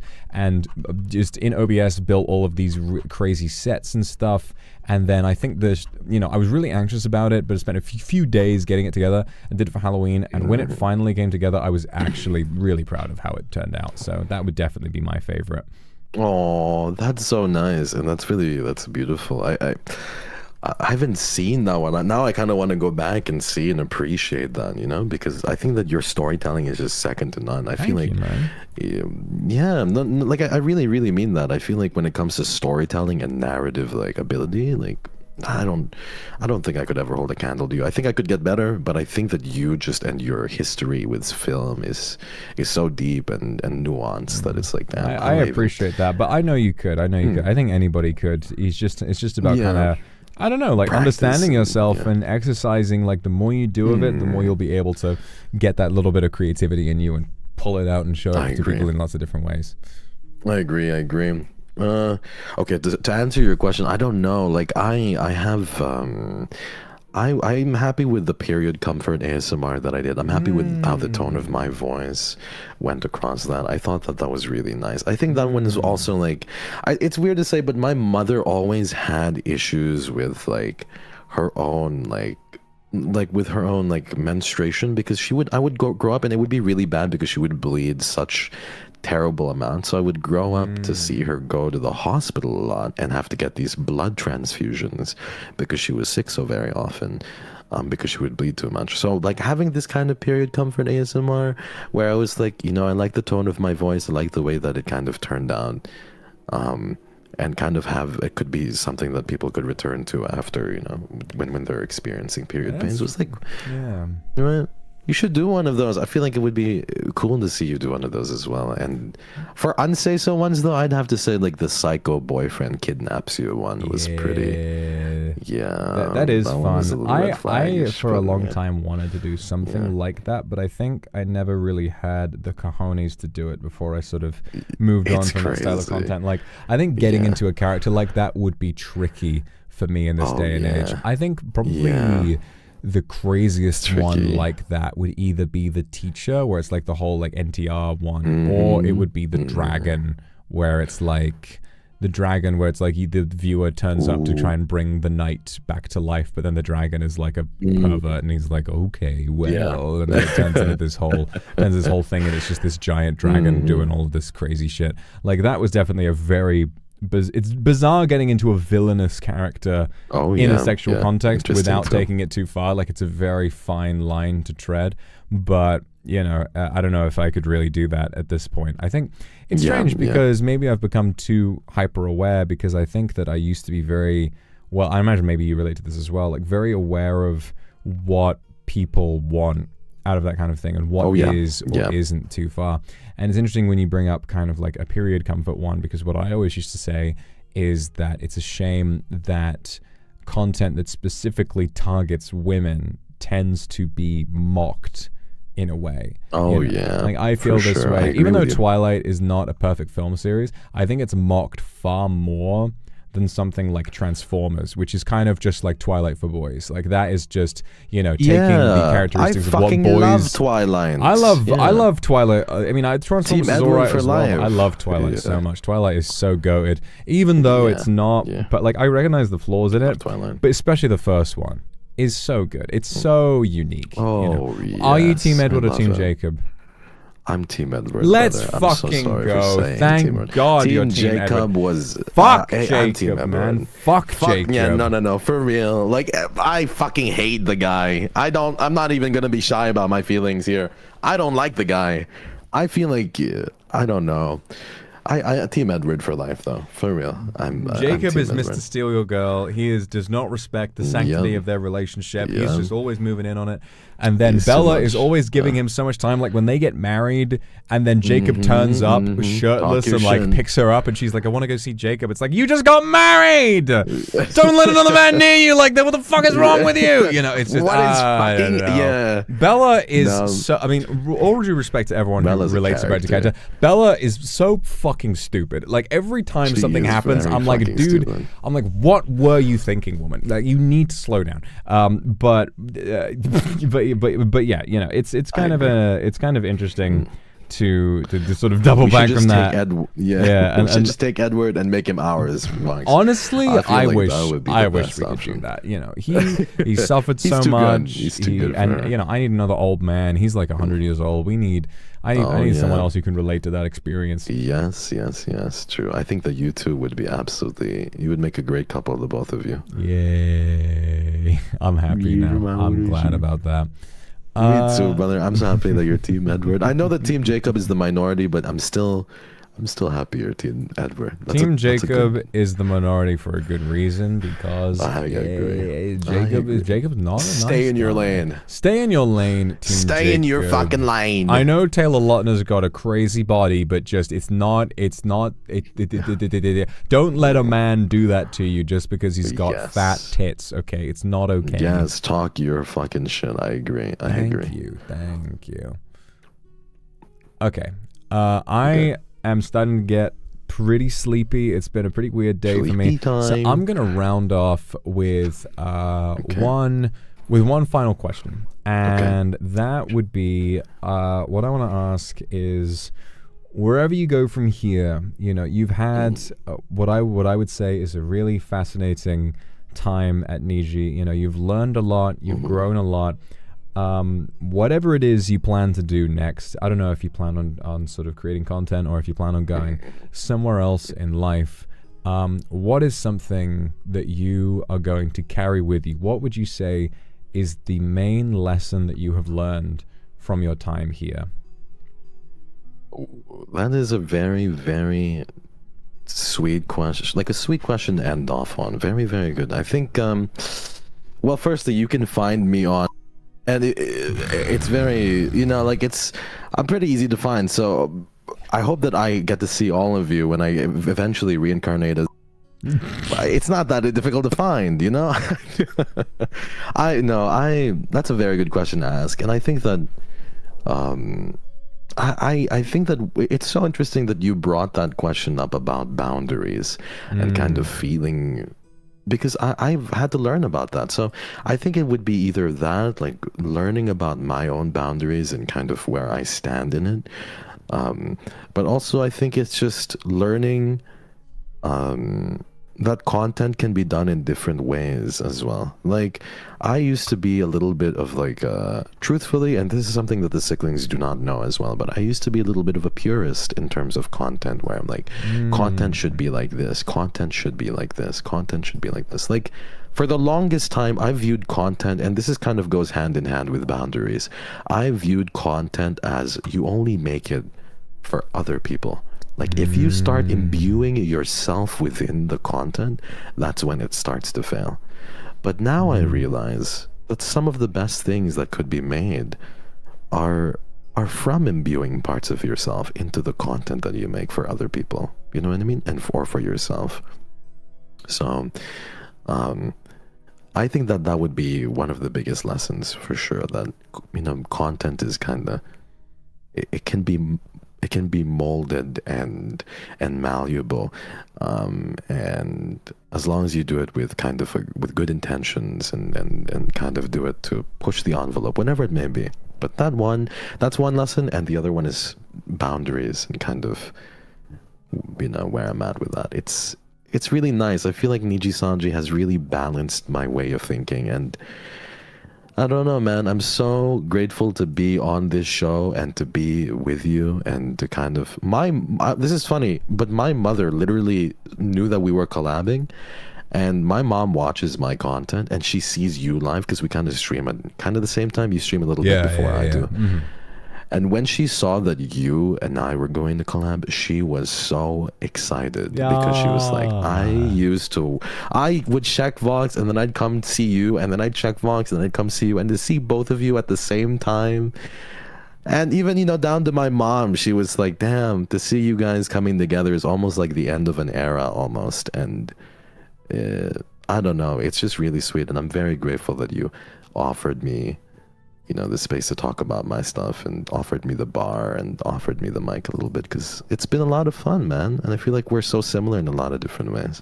Yeah, I think we are. It's been really interesting to finally have like a really in-depth conversation with you, and that's sort of what I wanted out of today, was because we've really been on a very similar journey. You know, we've kind of pushed the envelope for what YouTube will allow you to do. We've both been through sort of the personal affects of doing content like that. We've both learned a lot from it, and I think it's so necessary that we do this before you move on. And you know, I know that you're going to be able to do some great stuff, whatever it is. Thank you, man. And I'm just really excited to know that you feel like you've learned something from your time here, and that you'll inevitably be so much stronger when you reappear as is there a censor button on this thing? Or whatever the fuck it is. You know, you are going to do fantastically, and I just really appreciate the chance to kind of break bread like this. It was a really nice experience. Man. I'm very grateful for it as well. Yeah, and you know, one day I'm going to be asking you the same question. I will, you know, whether it's publicly or in private, I will be asking you as well. You know, when your time comes to an end, whether it's 100 years from now, 200 years from now, I will be there to ask you the same thing and be like, hey buddy, what did you learn? How do you feel? But I'll always have your back, brother, and I appreciate you. Thank you for all that you've done for male VTubing, and thank you for setting the stage for so many of us. I appreciate you, man. That is insane. I hope that when my time comes, the lesson I've learned sounds a lot sillier out of context. I could be like, you know, do not trust. Always salt your pasta water. Always salt your pasta water, and do not trust a rabbit with your stream or with your mouse for more than 2.5 seconds, because that thing will do something crazy, guys. Don't let it be you.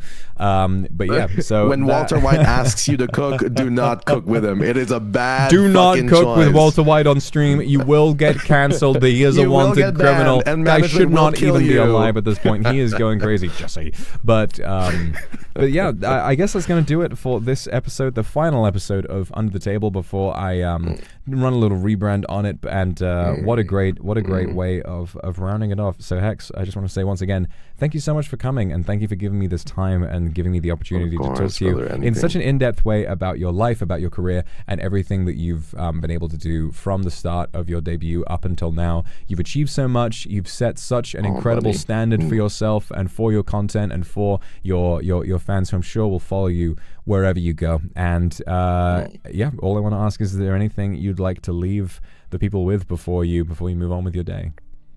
No, I just want to say thank you guys so much for being here. I really appreciate the time. I feel like vlogs also gave me the time of day, but thank you to the Kindred and to the Sicklings for being here and for being present to watch the both of us kind of talk.